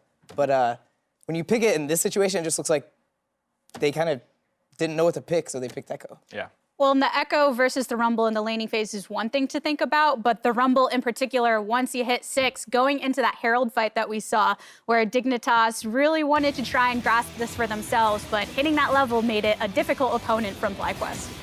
Yeah, so this is a big issue with the Rumble versus Echo matchup, not just being in lane, but when you get a team fight like this, especially early, like Rumble's impact is so much bigger than Echo's, who wants to split up the team fight and get a 1v1.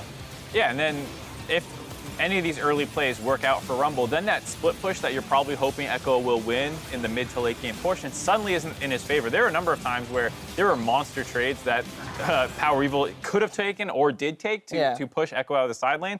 And I think this just shows that there's a lot more to FlyQuest than we probably gave them credit for, that we should have given them more credit for. They work really well as a team. Like, everything that you're going to see in these replay packages are basically 5v5s or 4v4s where they're out-executing their opponents. Yeah, I mean, I think that's the best part about Rumble for them is like, yeah, PoE always played control mages.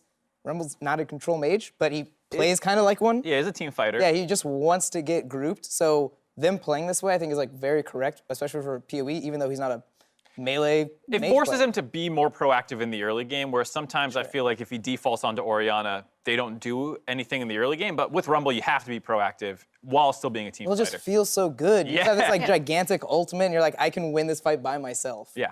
Well, that proactivity is expected to a degree, and when we're looking over at Dignitas thinking, okay, maybe how can they scale? How can they try and bring this back in their favor? It seemed like those opportunities became very limited when we ended up seeing that push towards mid-inhib, and that allowed FlyQuest to really start accelerating their domination of this portion of the game. Yeah, this was really smart by FlyQuest. I mean, they had the Herald for a while, and they finally got, they didn't even have Cryo in the side lanes. They just grouped to mid because they had Herald, they have a better team fight comp. And as you can see, they just dive it 5 versus 3. And with Alistar tanking with his ultimate, like, no one dies. And Senna healing, too, it's just too hard to deal with. Yeah, I mean, FlyQuest are trying to do, Dignitas are trying to do some kind of 1-3-1 setup, split push side lane. But if you're trying to side lane, and I know you harp on this all the time about losing teams trying to side lane, especially against a team with Alistar, Jarvan, you're going to get dove and murdered in the mid lane. And that's what happened. And then, if you flash out of the Jarvan once, then there's Alistar to catch you afterwards. And that was a beautiful dive by FlyQuest. I mean, I think Dignitas played that correctly. I know it, like, sped up the game like crazy because the dive went off and they took 2 turrets and then, wait, did they take Inhib there? I think they took Inhib turret. Yeah, so they took like 3 turrets. So I think. Dignitas is in a bad spot because, yeah, they're behind, but if Echo stays with the mid, like, it'll stall the game a bit, but, FlyQuest is just going to keep getting stronger. So they put the onus on FlyQuest. If FlyQuest did not make that dive, and they, like, choked, and they're like, oh, no, they're pushing side lanes, what do we do? There's a chance FlyQuest made a mistake. So I appreciate Dignitas' play, but it was like, yeah, too Maybe wait till they drop Rift Herald before going for the split. Yeah. Maybe, but, like, that's the only criticism I would have for that. Just wait till they do it, and then you can try and split them up a little bit more.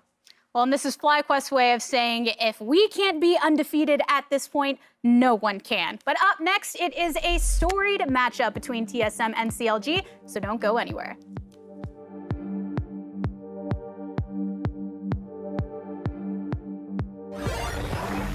Hello. Rick talk? Hello? I need jungle. Can I turn jungle up? Hey guys. No, I'm just like, if the situation's good, I can do it. Turn but- jungler down a bit. Turn him down like 5%. What the f? Guy's blasting. A lot of people were like, is this the right move? The gank. But we'll see if the gank happens here on the top side. Huni! One more auto? Yes, flash. Nice. Nice, really good. I'm gonna go mid. You back over, you back over. Yo, try to get the steal if you can. EQ.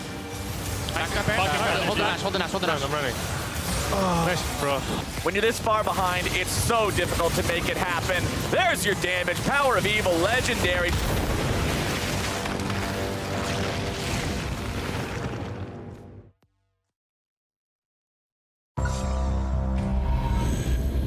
Every click, Every frame. Every press. every sound. They're playing aggressive. I'll take mid. Every advantage. When the difference Between winning and losing, is measured in milliseconds. everything. Everything. Everything. Everything counts. The Alienware Legendary Battle Station.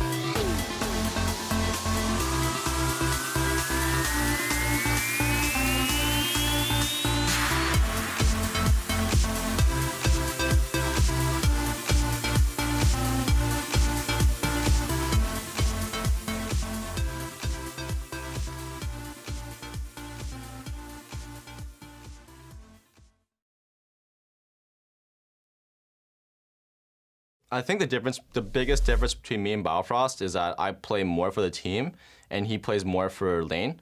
And both styles can work in their own different metas right now. But I think currently in this specific meta, I think playing for your team is a must.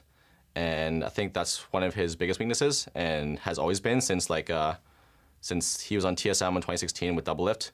I think he just learned how to play through lane and only lane. And yeah, he's pretty good in lane, right? Whenever it is that style. But I think nowadays it's gonna be pretty hard for him to adapt because, you know, kind of old habits die hard. And I don't think he's a bad player, but I think that they made a decision off that, and, you know, I respect the choice. It's fine. Like, if they think that's right, then good for them. But I'm just going to be here trying to destroy TSM at every moment, yeah. Hello and welcome back here for Game 2 of Monday Night League, Week 2. TSM are going up against Counter Logic Gaming. Tale as old as time, song as old as rhyme. And it's a lot of that going around of people trying to destroy TSM. Right? Like when they trade a player, they're not necessarily super great on the way out, right? So these players want to come back and beat them. And that's the interesting wrinkle that's added to this huge COG versus TSM rivalry, the support trade, right? Like we're evaluating it. It hasn't worked out great for either of these teams. Both of these teams have definitely struggled out the gate, but there's that extra layer of, like for Biofrost and Smoothie, this game's pretty personal, and I'm looking forward to seeing it. I mean, sometimes when you leave an org, you sign a contract with a new one. Sometimes you sign an oath of vengeance against the old one. We'll see how it works out here this time around. TSM in the blue, CLG in the red. Let's take a look at how the bans are coming across. Lucian on TSM, Akali from CLG, Jarvan banned out by TSM as well. We've seen plenty of him in the jungle recently, but TSM doesn't want to see him here this game. And I think we saw an example of why he's rising in priority last game, where Huni died at level 1 to a flag and drag of a level 2 Jarvan who ran up the whole map with a red buff just to get the gank off. So banning Jarvan bans out some of the more creative early gank paths. Banning Rumble, which COG has done right here, stops you from completely dominating early river fights, which is what FlyQuest did last game as well. Lee Sin also banned out from TSM, really targeting the jungle, paying some respect to Wiggly here. Oh, I think this lines up for a first pick set. Oh. Yeah, so I think they're banning out a lot of the power pick junglers, and then they're going to flex set between top and jungle depending on what happens. They had an early priority on it before. Broken Blade played extremely well. We'll see. This is a educated guess. All right, let's see how well educated you are, my friend. Now we don't get to have any fun with that. Well, let's see what they want to adapt to instead. I will eat my sock if they lock Zed in. Yeah. But Qiyana, that is not worth such a bet. That champion we have seen pop off so many times in the past. Yeah, and this is the patch where the attack speed in the jungle is actually nerfed. So jungling is even more difficult than it already was in Pro. Yeah, the champion does still get banned a lot. It is likely in the mid lane, but this is a situation where Broken Blade has actually played a ton of Qiyana as well. So there's a borderline triple flex with that pick, because it's still maybe pro-pickable in the jungle, it's pickable for Broken Blade top, and it's pickable for Bjergsen mid. CLG lock in the Senna and the Tahm Kench. Like you mentioned last game, AD carries are very high up in priority for what gets picked first these days, just because of how short, how small, how shallow, however you want to say that AD carry pool of the S rank is. Tahm Kench going along next to her keeps her safe. The response from TSM, though, isn't going to be the Aphelios like a lot of people would expect. Yeah. Instead, it is this combo that we've seen pop up a few different times, the Lovers duo, the Xayah and Rakan. Yeah, and I think this is a little bit of a band-aid for TSM in the fact that Aphelios on paper is stronger team fighting and maybe a little bit more utility, but TSM has struggled to find fights. Biofrost is a really good Rakan. They had some clutch Rakan initiations towards the end of their previous game this week, which was their only win. So Xayah Rakan makes sense for them. Yeah, and remember TSM in the games that they've lost, it's not like it's just been a clean smack over and over again where they just get bopped from start to finish. They've had leads. They've just failed to translate those leads. So making sure that you have that go button means a lot. Olaf locked in on the side of CLG. That means he doesn't have to be afraid of the line of feathers or the big Rakan initiation as much as somebody else does. Also gives you a lot of control early on in the jungle. And this could be mirror picks so far. We don't know, depending on where that Qiyana decides to go. So let's see what they want to ban out here in the second half. CLG, they take out the Grog. I really like that Olaf lock by CLG because it denies the potential jungle pool even more. And if Dardoch does intend on taking the nerfed attack speed Qiyana into the jungle, the clear speed is so slow but made worse in comparison to Olaf's just screaming clear speed. Yeah. So that could end up being really good for CLG as they ban out another one of the top junglers in Elise, which would leave either the Qiyana or a Rek'Sai for Dardoch. We mentioned last game about how Rek'Sai hasn't seen as much success as teams would like so far this split. Maybe that'll change, maybe it won't. Mordekaiser are banned away, so getting rid of some of the solo lane power there in the top side. 2 Juggernauts banned out here this game. Aatrox also banned out, so TSM wanting to keep Ruin away from things that could carry from the top lane. Also, I think that leaves it open for Broken Blade Qiyana top lane. As we talked about it before, those could be 2 matchups they're not wanting to play against. So a lot really still undecided in this CLG TSM draft. CLG needs to start with their solo laners here, and the LeBlanc pick is actually quite promising.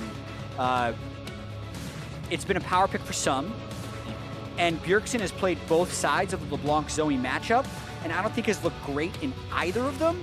So I think that makes it kind of an even better pick in comparison for Crown right now. Will they go with the Zoe? Will they go with something else? We know Bjergsen's been in the LCS for a long time. He's played a lot of different champions. Plenty of things he could go with here.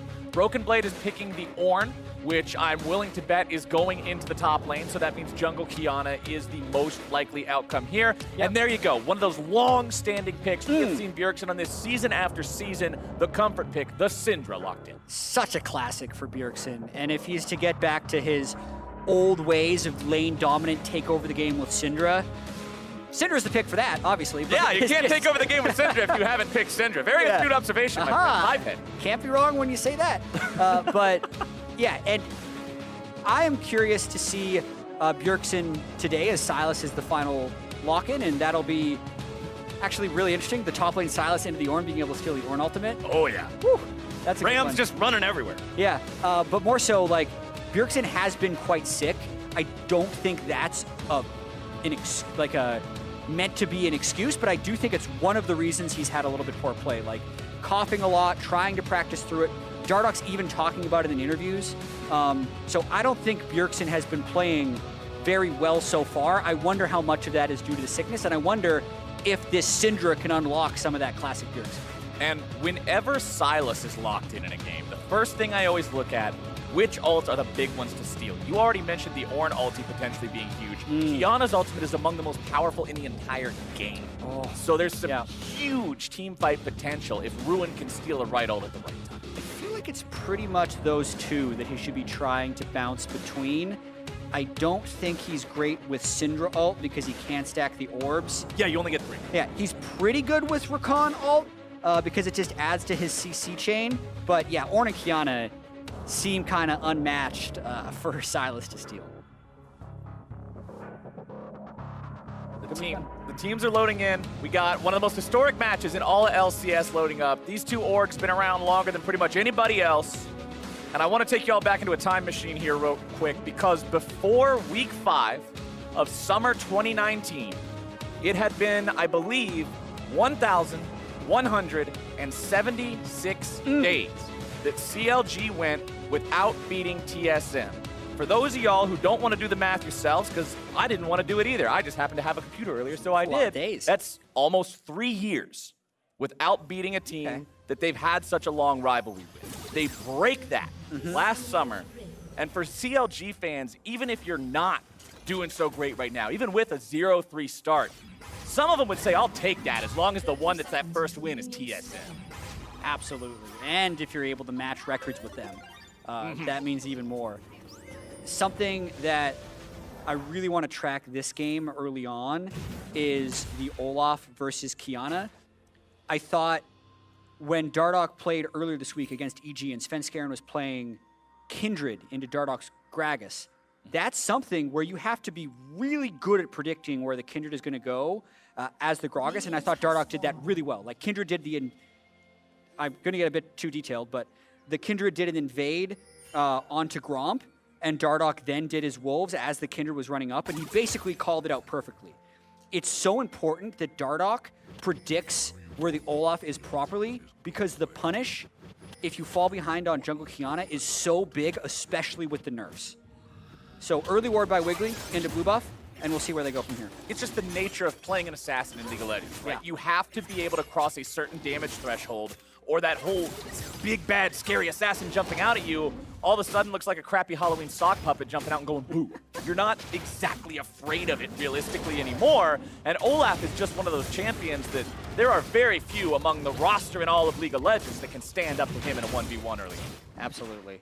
And Wiggly, you're just going to see how quickly he power clears. Like, already done 2 of the most high XP camps in the game. Will be level 3. Like, just, all right. Just compare. Like, Dardoch is actually still on Raptors, just finished. Wiggly just finished his 3rd camp. So already 2 minutes, 15 seconds into the game, Wiggly is a camp up on Dardoch. But look at the pings coming out from the side of and TSM.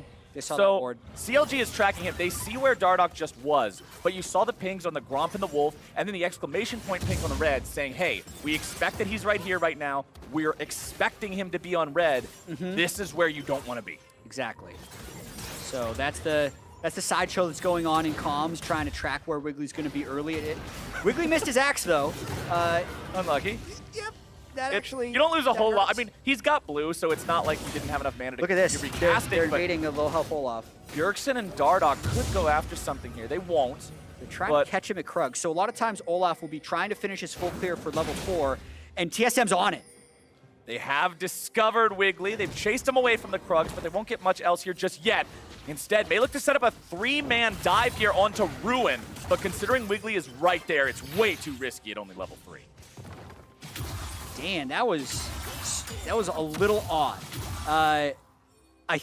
So if we're thinking about timings, Wiggly missing his axe on red delayed his start of Krugs, which actually might have saved his life in like the worst way possible. Like that's just it's one of those plays that you describe as so bronze it's challenger, because it seems like just a mistake, but then it's not. And it ends up resulting in a state where we have 0 kills to 0 kills, 3.5 minutes in. TSM tried to make a move, they didn't get it. We are paused. I will update you all as soon as we know exactly what the reason for that is. But yeah, Wiggly stays alive. He's happy about it. As you mentioned, Olaf, part of the reason he has that lightning fast clear is allowing himself to stay low HP in the jungle.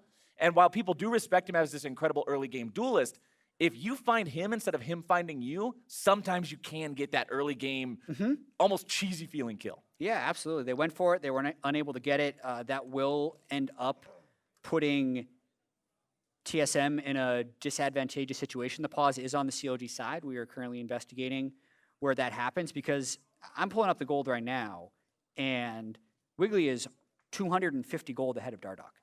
It's basically like a minion wave or 2 camps worth, because he cleared 6.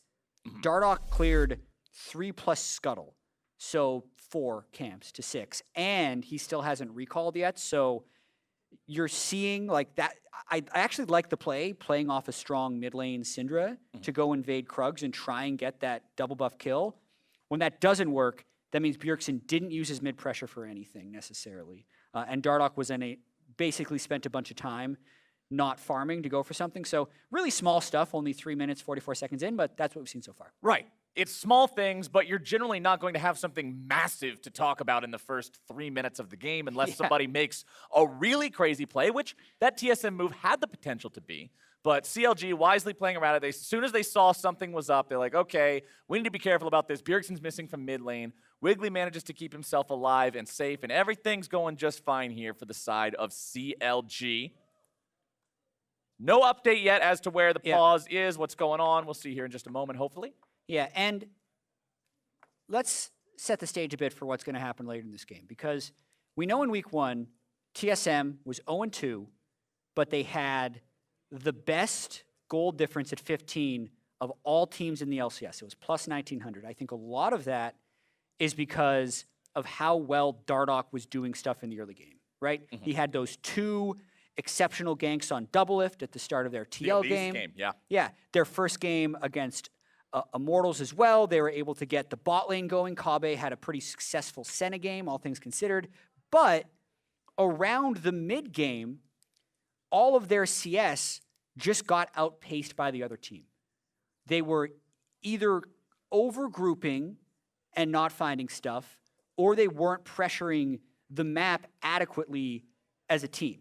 So the big improvement steps for TSM kind of as they go forward is like, hey, let's find ways to successfully wield these leads in the mid game.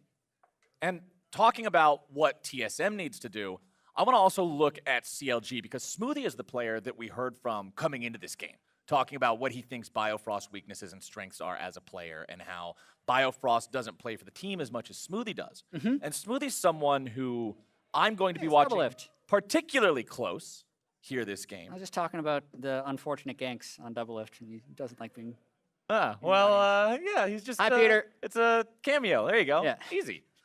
But with Smoothie, he was one of the ones who had a lot of unforced errors in their game earlier this week. Yeah. Remember when Ruin gets caught out topside, he ends up giving away a second kill for free. He's actually the pick in his own side of the jungle that results in them being able to win the game, and them ultimately losing the game, their opponents being able to win later on in the same match.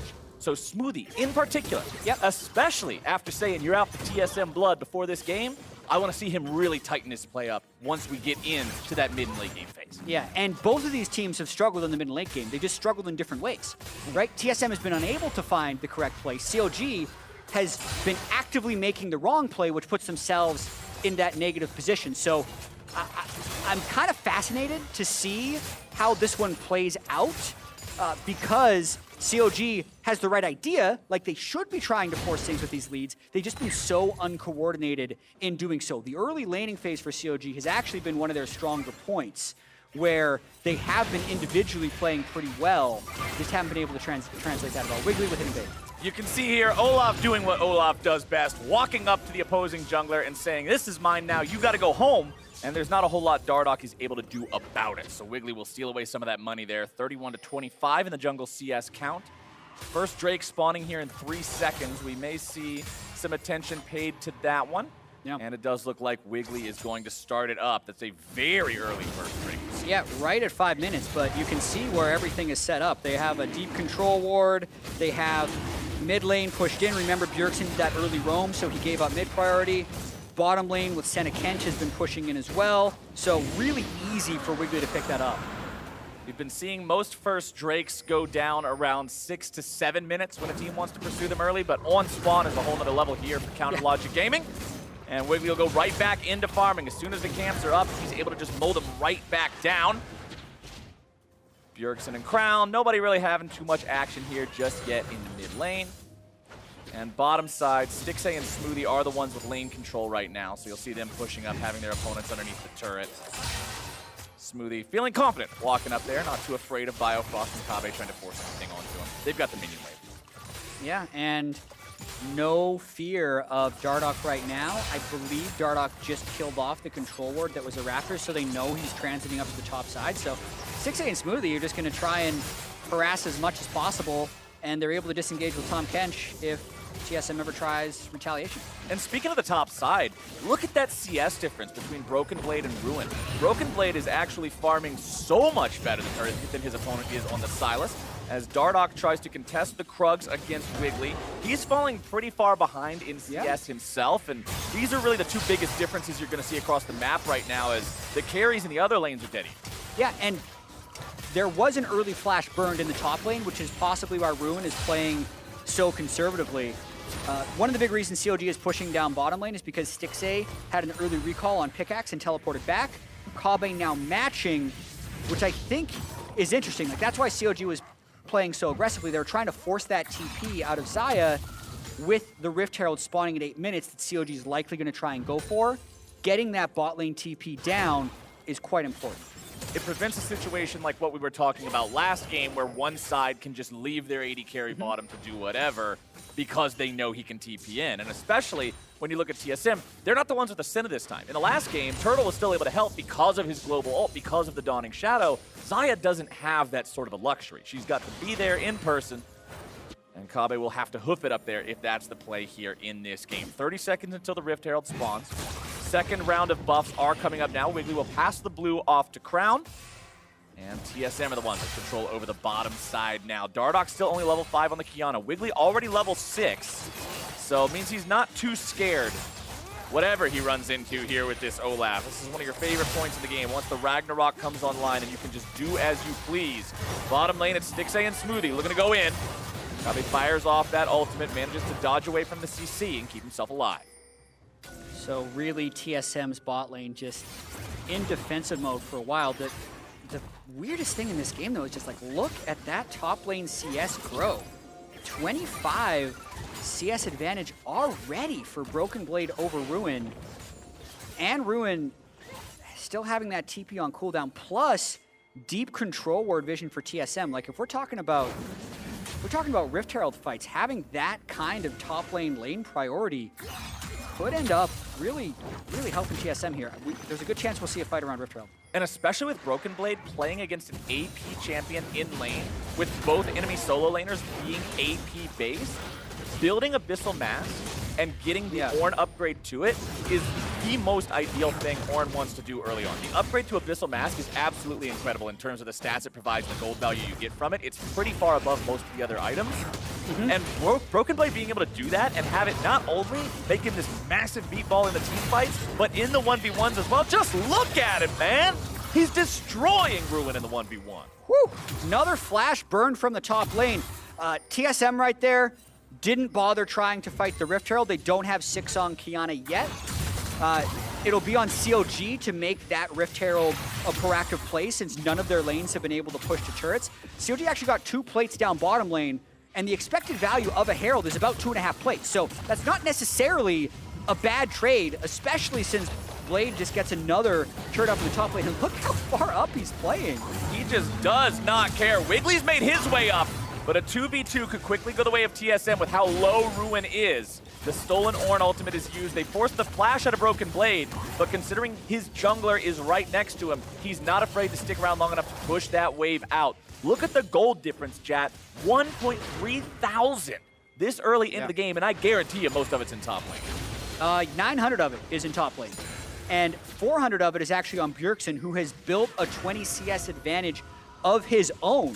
So team solo lane so far in this game for Bjergsen and TSL has been working. Stixxay finding himself jumped on here on the bottom side, but Kinch does what Kinch does best. Keeps that AD carry safe, and I still just love the fact that Tahm Kench is a champion that has been nerfed so many times now. He is essentially just a get-out-of-jail-free card for your AD carry. But in professional play, that is so important. You're essentially willing to say, yes, I want a 5th button for my AD carry that keeps him alive, and that is what I will draft for the support role. I got some thoughts on Kench, but there's a Drake happening right now, so we'll get back to this. We'll discuss the Kench after. We'll discuss the Kench after, because TSM is going for that second Drake of the game. If they pick this one up for themselves, that'll tie it up at 1-1. Cloud Drake means ultimate cooldown reduction, and Dardoch will be left to secure that one, gets it for himself with a smite. Oh, this is the first game this year that I get to cast that has my favorite Drake soul. I call him the therapy dragon. It's just so calming. It's so peaceful. You can be tilted out of your mind. You can be 0-5 in lane. Somebody rage quit from your team, and it's still just peaceful, man. Because of the plants or just like the color tone? There's flowers, and there's color tones, and it's rainy. You just put on some lo-fi chill hip-hop beats to study, relax, and jungle to, you're going to feel great the whole time. I don't disagree with you, but there's also something terrifying about the added brush. Like, sure, it's all You like, only play against Rengars? Yeah. Oh, funny story. Rengar actually has a lower win rate on Ocean Rift than he does any of the other rifts. Because it makes the Rengar players just strictly try to do meme stuff with the brushes instead of play the game correctly? That might be part of it. The hypothesis is that there's so many honey fruit that people are high health, and he's an assassin, so he actually needs low health people to succeed. Like the brush kind of helps, but there's enough brush anyway. Interesting. Didn't think of that. Yeah. Yeah, I wasn't even thinking about the honey fruits, but those will be all over the rift here. We know those spawn near the buffs now, along with the river, and so much extra brush means more opportunity to hide in those, set up some sneak plays. Almost all the way around the back part of the red buffs means it's so much area to hide in. As a TP comes in top side, Stixxay makes his way up there. You can see he's following up from behind. CLG make the swap. They're going to rift. So they want to get the second plate down before this rift. That's why they teleported up here, because they're going for the first turret and a kill. Oh, Broken Blade, this is not a fight you want to be finding yourself in. Despite the strong laning, CLG put the bodies in the right place to grab the first blood. Yeah, and first turret after this one. So that's, you're always looking for a play like that with Rift Herald, and they were able to find it. Broken Blade had been playing so aggressively and so successfully that he was going to be pushed up in that situation, and like, that was just pure brute force. Broken Blade, I wasn't paying super close attention because I actually didn't think in my head that he was in danger of dying, but I don't know if he just immediately ran away or not, because CLG brute forced that first turret. And with that turret going down, CLG quickly swing the gold back into their favor. They put a lot of it onto Stixxay as well, making sure the other members left when the turret went down so that he was able to acquire that bonus for himself. Ruin will barely manage to keep this bottom lane tier 1 alive for the side of CLG, and let's take another look at the top side play. Yeah, so Broken Blade actually thought he was okay there, but then he's just trying to hold the turret back, and as soon as he gets hit by the Senna W, he's getting Ruin gets exactly the right E2 timing, and then Wiggly is unable to be CC'd by the Ornhorn at the end. So works out for CLG because Broken Blade got just like a little bit of greed. In the past, I think in week 1, Broken Blade actually played with too much respect, not enough greed. But moments like that is why you sometimes can't create a top lane. This is what early on in the split's for. You got to dial it in. It's dial like it this in. infuriating top lane thing where you're pressured to get CS and stay by your turret when you're in danger of being dived. And then when the dive actually happens, you think, ah, crap. Shouldn't have done that. I should have got away. I should have gone home. When you're hiding behind your turret, no one's there, you go, ah, crap, I should have stayed for CS. Well, he's staying down here in the bottom side, and he's making the right call this time because there's no dive potential from just Wiggly and Ruin. So he'll keep farming up. Still has a 30 CS lead over his opponent. Mid lane, you can see Bjergsen has the Super Soaker here on the Syndra, and this is something that we've seen pretty much all sorts of mids start to do. Is Stixxay and Smoothie looking for a fight here in the mid lane, but there's that Super Soaker! Smoothie's going home. And let's see what else happens now as Ruin fires off a stolen Ornn ulti. Not going to get much else with it, but that is one kill to TSM. Yeah, at the very start of that play, Smoothie and Stixxay actually did a nice little sidestep on one of Biofrost's W's, but in doing the sidestep, Smoothie extended a little bit closer to the mid-turret, and the rest of TSM has went for him. Now, they want more. Now the real Ornhorn is summoned, but Stixxay manages to get himself to safety before it ever makes the connect, so that means CLG are able to stave off that play and keep himself playing. Yeah, missed engagement there. Not going to have that Ornn ultimate for the Drake fight. Invade on blue buff, though. Crown getting a little bit of damage onto Bjergsen, but Bjergsen manages to use the Blast Cone to escape the chain in a way that even though it procs, he spins most of the route in the air from the Blast Cone, so he buffers it really well. Yeah, Dardoch and Broken Blade have spent a lot of time together this game, threatening dives with like a nice CC chain, but they've actually gotten very few kills out of it. So in that situation, Dardoch was actually preemptively camping that bottom lane turret to shadow Broken Blade, but no one was there because Ruin had already gone top lane. So game's at an interesting inflection point right now with that Ocean Drake being up and Ruin having a teleport. COD doesn't have mid lane push. They could try and brute force Ocean contest, but it looks like they're going to do that. CLG also has the second Rift Herald of the game. It has been summoned in the mid lane to take down the tier 1 turret. CLG wanting to trade those objectives, say, all right, you take the Drake, we'll get this. Is Shelly going to be enough along with Stixxay to take it down? Senna pretty slow at taking down objectives compared to most other AD carries because of her incredibly limited attack speed. And TSM will manage to keep that mid lane turret alive. We're 16 minutes into the game. You don't get plate money for that, so Shelly doesn't get much done. Yeah, if you don't actually get the turret, probably not worth the time investment that was put in there by Wiggly. You would have rather have Wiggly down there posturing for Drake control because now TSM is one closer to Soul Point. Can we talk about Tahm Kench now? Yeah, let's talk about Tahm Kench. We got a breather. I've been waiting for this moment. So, all right, let's hear it. You mentioned, and this isn't Menace Flame, but it's a champion that's only been nerfed. I disagree. Okay. Because he was at like a 40% win rate, but he had so much like niche protection power that he was unplayable in solo, like completely unplayable. his protection power, while still powerful, has been nerfed substantially. You don't move full speed with an ally in your belly anymore. You can't flash with someone in your belly anymore. And then he's been actually buffed in other ways, like how tanky he can be, how far his ultimate can go at rank 2. That's been buffed as well for the global power. So yeah, I'm fully on the I hate Kench train, but he actually has been buffed. He's been buffed a few times. All right, we got to make sure we're being kept honest here as TSM goes for a dive in the mid lane, and that's a nice 2-man knockup. Biofrost starts it off, but Dardoch, he's going to make sure he tries to use the supreme display of talent. It's 1 dead on the side of CLG, make it 2. Dardoch's doing the work, but he's taken down by Stixxay. It's a 2-for-2 trade as TSM hold their position here in the mid lane, crown back over the wall, and everybody walks away. And Kobbe was free-firing in that team fight. Likely did the most damage on the team. That's the guy I'm going to be having my eyes on, whether or not he can avoid LeBlanc assassinations throughout the game, because he would be in a position to carry this one. Very back-and-forth fight in there, but Kobbe also flashed aggressively forward again. So let's watch this fight one more time. Turret's about to fall, and LeBlanc had just shown top lane, so TSM says, hey, let's get it done. The Kiana ult into the Ornn ult, but a brief reprieve as Smoothie gets the Devour, and then just watch Kobbe here trying to go for this extra kill, knows the Devour is down, but Stixxay does counter flash away as he plays very aggressively.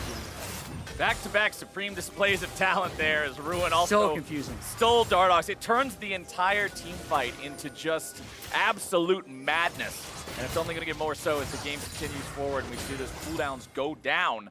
Proto Belt completed on the Sylas for extra burst potential. I was already talking about how the GLP, or the Super Soaker, as a lot of people tend to call him, is completed for Bjergsen. We've seen this change away from the Luden's Echo that used to be so prominent. People much prefer the utility of the active on the GLP these days. It helps set up your skill shots, make it so you can guarantee the rest of your damage comes in. And it helps self-peel a little bit too, which is one of the biggest weaknesses of the Syndra. So yeah, I totally agree. It's just landing one extra ability is more important than getting that Roots proc, and that's why we're seeing a lot of these CC-focused mages go for the GLP. TSM managed to take down their 3rd turret of the game. That's the final one of the outer turrets of CLG. Part of the reason why TSM have this 2,500 gold lead.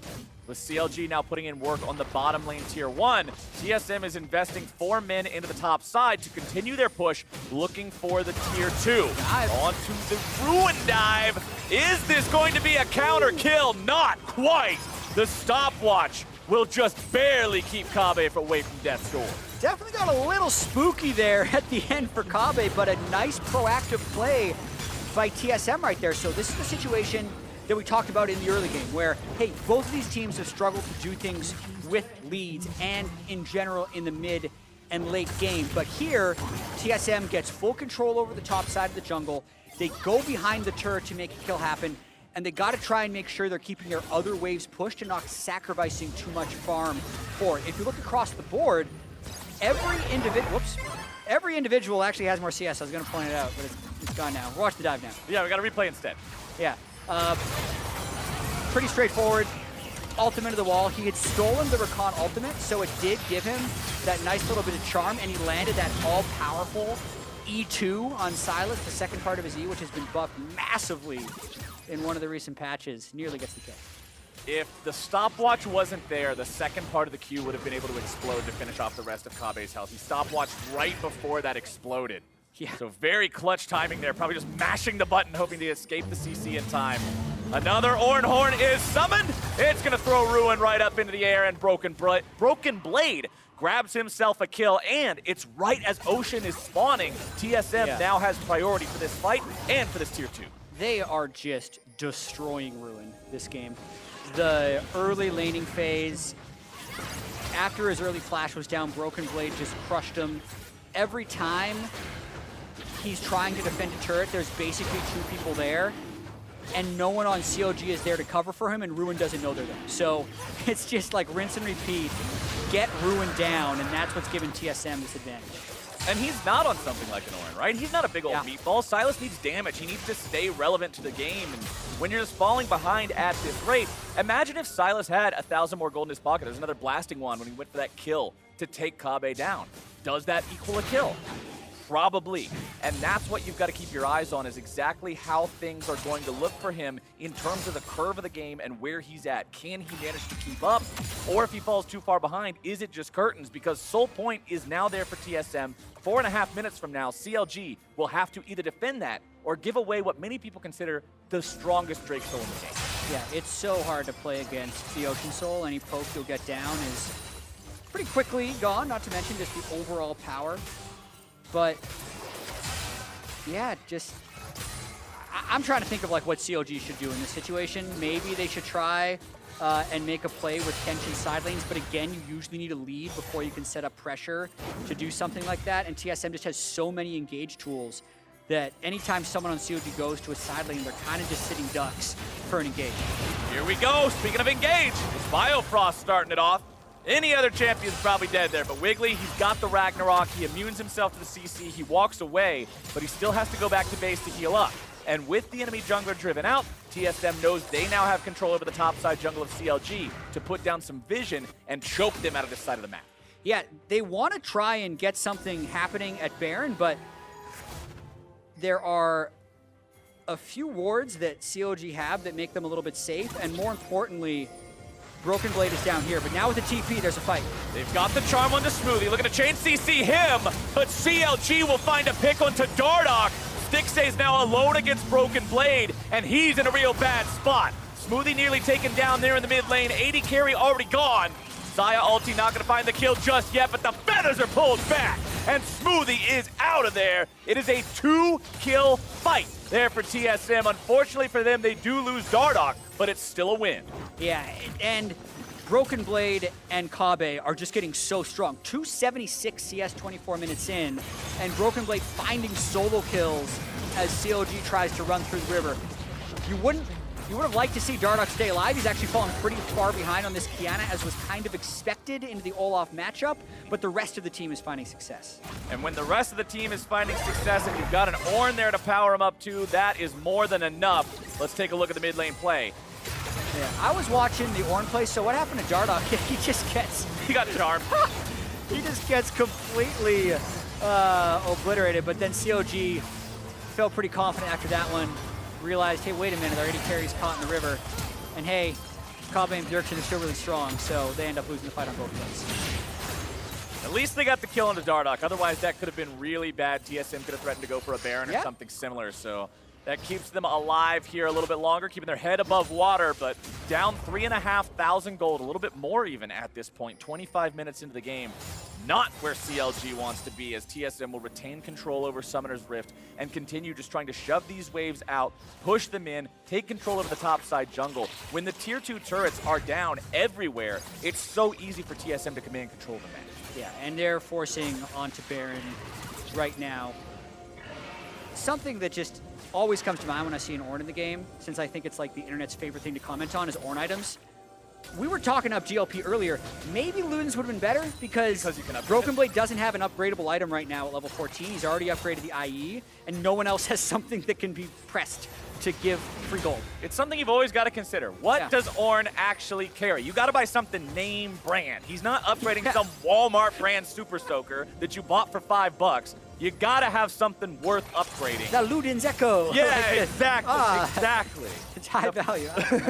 Why Ludens is an upgradable Ornn item and GLP is not, I don't know. I don't make the rules, but it's true. You were on the balance team. You made the rules for a while. No, why is there no Super Soaker, Jazz? I don't know. Maybe every item should be an Ornn item. But either way, like Death Cap's an Ornn item. All right, you got a good point. You got a good point. Redemption's an Ornn item. There's plenty of them, but unfortunately, they're not in the inventory of Bjergsen. I do believe you can upgrade the Banshee's Veil, so there is that. Can you really? I'm pretty sure you God, can upgrade it. I really should know this. There's only like a few of them. Biofrost is now finding himself in a bad spot. There's the damage, there's the kill. It's Baron to the side of TSM, but they've lost one already. Wiggly used the Ragnarok there, so he doesn't have that power here. The team fight breaks out. Dardoch gonna be locked down. Damage coming through. Crown's gonna be blown up. Counterattack comes out. Dardoch may be gone, but the supreme display of talent carries on in his name. Ruin's on the run and Kabe's on the chase. Broken Blade right behind him. And TSM find themselves an even fight, but they're wearing purple on the 3 members still alive. Yeah, and the 3 members still alive have a lot of gold. CLG would hope to be able to get this Ocean Drake because they have a Smiter alive, but he doesn't have very much health. So Kabe, as long as he doesn't get hit by E2 in one shot, seems like they'll have this Ocean Soul in the bag. That Q2 from Sylas looks like it did about as much damage as a Gromp auto attack. This is not where the Sylas wants to be. When I was talking about power breakpoints earlier, when I was talking about the curve of the game, he is most certainly behind it. Let's take another look at the fight. Yeah, Biofrost, way too far ahead of the play.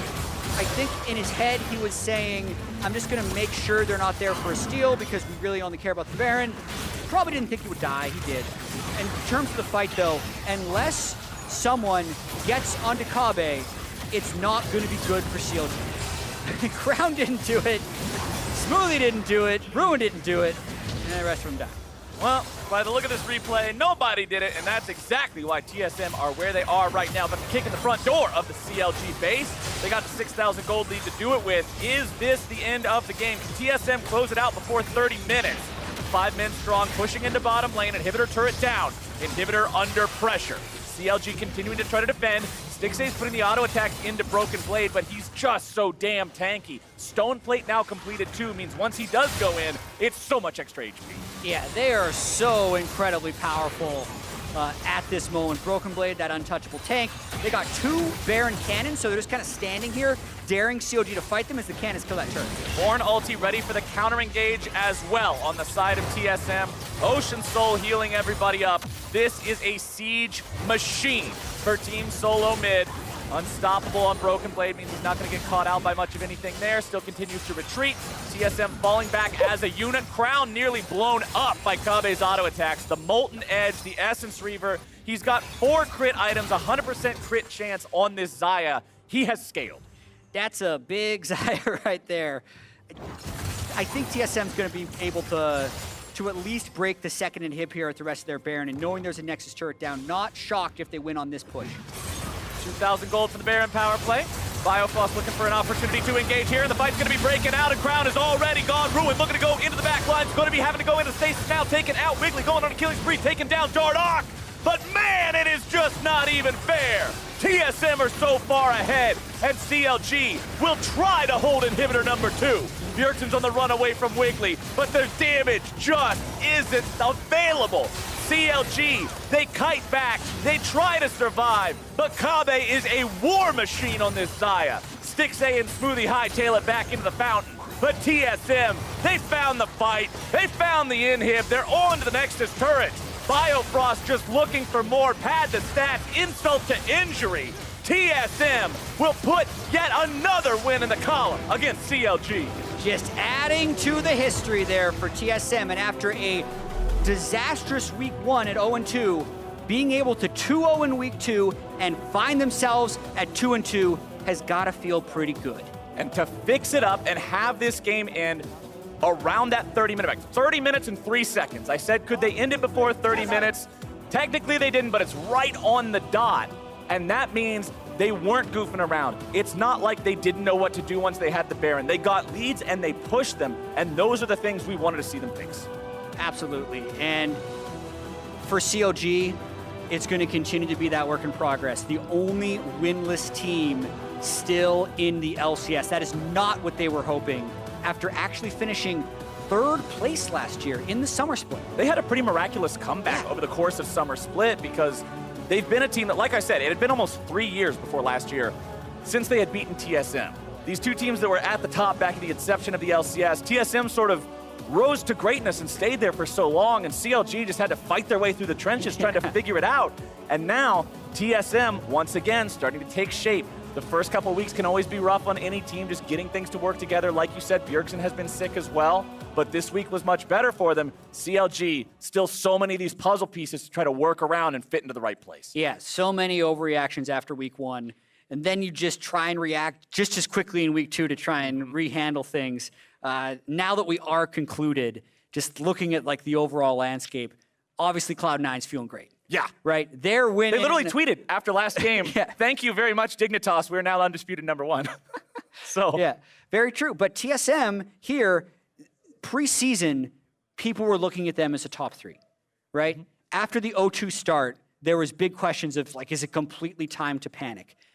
The fact that they were, the clutch smite steal they had in that EG game to avoid going winless into this one, but then to also get that win. You're not going to remember necessarily exactly how you got here, but being at 2-2 with a 2-0 week means they can build on this week going forward. It builds that momentum. We'll see how they carry it into week 3. But for now, and for more on the win, Pastry is standing by with an interview. Take it away. Thank you, Flowers. I am here with Biofrost, TSM support.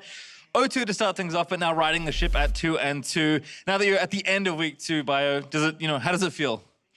I think our game yesterday didn't go as well as we wanted it to, but today felt a lot better. We kind of executed on our plan, and overall, it just was a big improvement from last week. Still not where we want to be, but it's a start. Was there anything in particular that happened between week 1 and week 2 that kind of changed it for your team?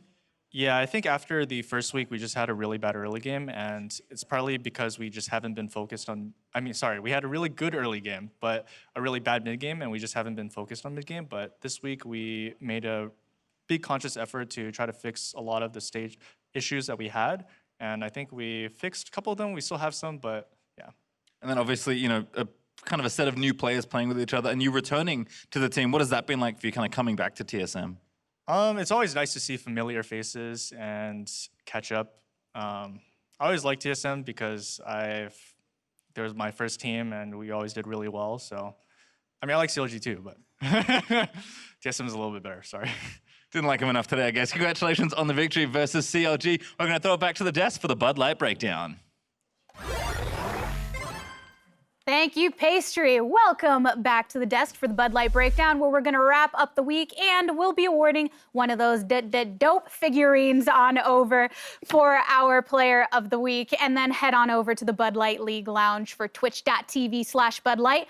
But first things first, we got to take a look at how everything has stacked up after our weekend of play here today.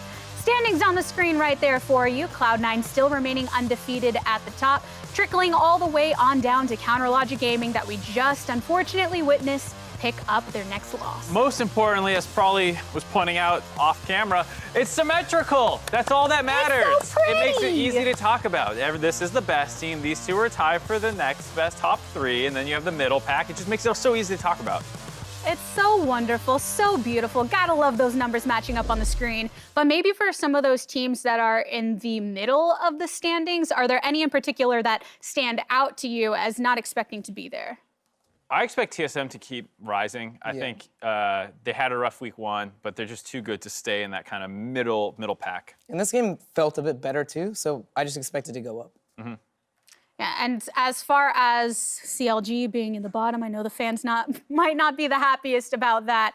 But let's go ahead and get a reminder of how the predictions played out, because they aren't the only ones to lose on this regard. Here on the desk, everybody going the way of Dignitas, and that wasn't the case. But who would ever in their right minds predict FlyQuest to win?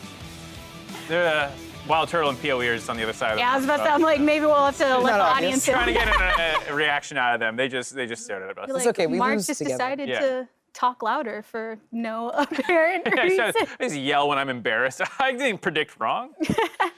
But with everything that is coming in the next week, before we touch on that schedule, I just want to get any last thoughts from you on what we witnessed here today. I just like the pace of the game. The fact that I was talking about TSM's pace being super slow, 46-minute game average. The fact that they closed it out in 30 with perfect objective control almost, it was all great. Yeah, I think faster plays and more plays, I think is just good sign for TSM. Well, this is the end of week number 2. LCS returns on Saturday with Evil Geniuses versus Counterlogic Gaming to kick things off, with 2 more matches before we have Cloud9 versus FlyQuest. There's some big games here. I think TSM versus Dig is important for me, because seeing FlyQuest bounce back, it's pretty obvious that their loss to Team Liquid was a lot on just individual misplays, like the Viper play in the top lane, and that they're actually a pretty solid team. Now we get to see TSM, they're improving. Is Dignitas as good as we initially thought? It's just another good check. Yeah, that's a good thermometer for sure, to see where both teams are going, if one's going up or down, or if it's just Dignitas just had unlucky loss today. I think FlyQuest versus C9 is the other one. And for the same reason, the thermometer, like you were saying, because we saw that one really bad loss, but you could just look at a couple individual misplays. the rest of FlyQuest has looked really great in their team wins. Yeah, the loss that we saw from them being so drastically different from the win. So in the C9 versus FlyQuest matchup, even though they're slightly different in the standings, do you think that we're in for a hell of a treat? I don't know what to say. See, my predictions aren't great, so I wouldn't listen to me. Yeah. I think there are a couple important matchups to watch, especially Ignar has been great. Even on the Alistar, he got super target banned, still had a great performance on it, and so I want to see how he'll match up against Vulcan and Sven, who right now are looking like the best bot lane in the league. Well, before we hand things off over to the Bud Light League Lounge, we do have to award the MasterCard Player of the Week, which is going to Cloud9 Sven. I know Prolly's clapping over here on the desk. Mark, is this a surprise to you? No, he's deathless. He's getting hype threads on Reddit. We just follow them, you know, so it was pretty obvious he was going to win this award this week. A couple other people, too. You know, had our eye on Johnson. We had our eye on Broken Blade. Other people who could potentially step up, but it was just obvious, you know, being 4-0, being deathless, having a great performance so far in Senna, he definitely deserves this. Yeah, he's playing the weak champion Senna. It's not a very good AD carry, so yeah, him doing so well means a lot. What pose do you think he's going to choose? I don't That's know. the important I thing. heard that they did a lot of the poses already, so you can't like react to other people's poses. Because I would definitely try and one-up someone else. Oh yeah, for sure. But we're gonna eventually see what that pose is. So congratulations again to Sven on that. But now for myself, the casters, and the entire live broadcast crew, thanks for tuning in, watching, and we will see you over in the Bud Light channel to wrap up this week.